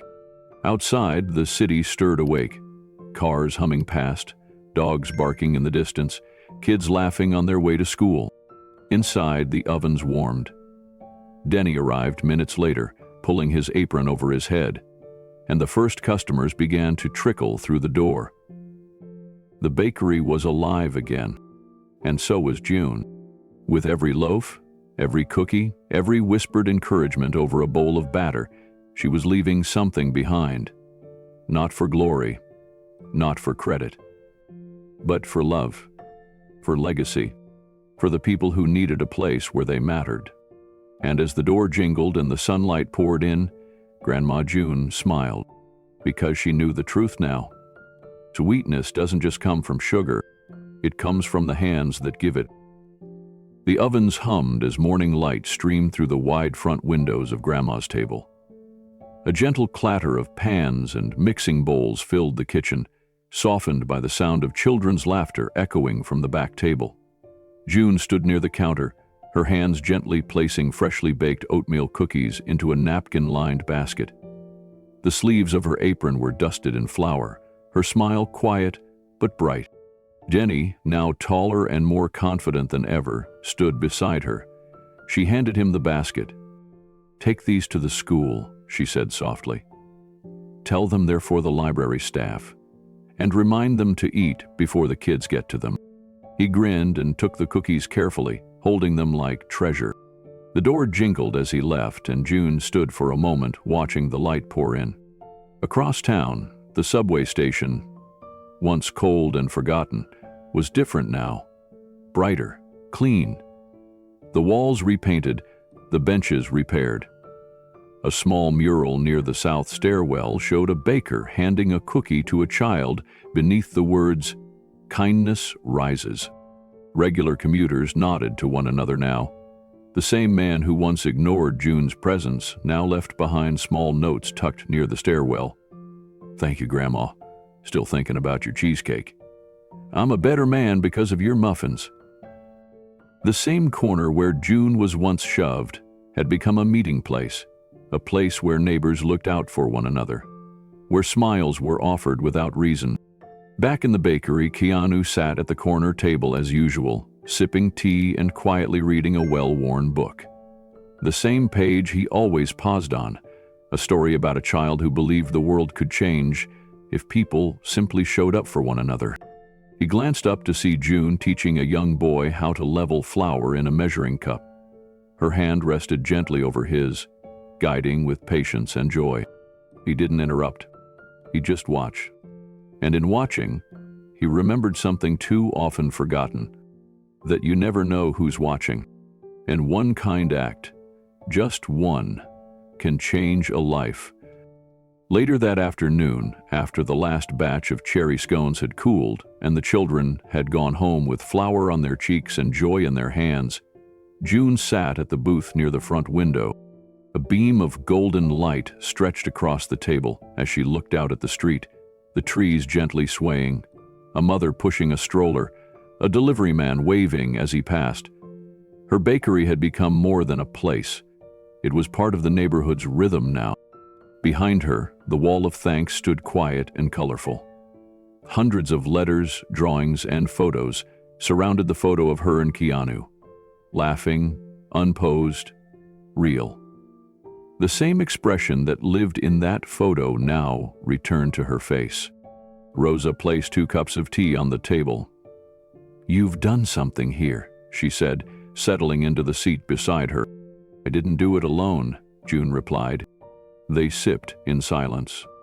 Outside, Denny returned from his delivery, empty basket in hand. He held the door open for an elderly couple and called out, "Try the cinnamon rolls. They're still warm." June laughed. "That boy's a better baker than me some days." Keanu approached, holding a folded napkin. Inside was a single sugar cookie shaped like a heart.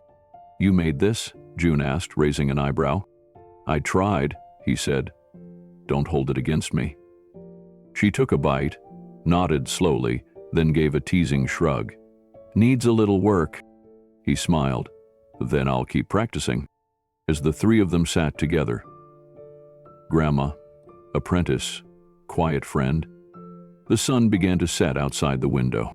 And on the screen, one final message appeared in simple, gentle script. Making is just love made visible. Because it was. It always had been. Have you ever met someone like Grandma June? Maybe it was a teacher, a neighbor, a stranger who changed your life with a simple act of kindness. Tell us in the comments. We'd love to hear your story. And what should Keanu do next? Which story do you want us to tell next? What kind of kindness, courage, or quiet strength should he bring to life? Drop your ideas below. If this story touched your heart, please give it a thumbs up. Share it with someone who needs a little sweetness today. And don't forget to subscribe for more inspiring stories just like this one. Because in a world that often rushes past the quiet moments, it's stories like these that remind us what really matters.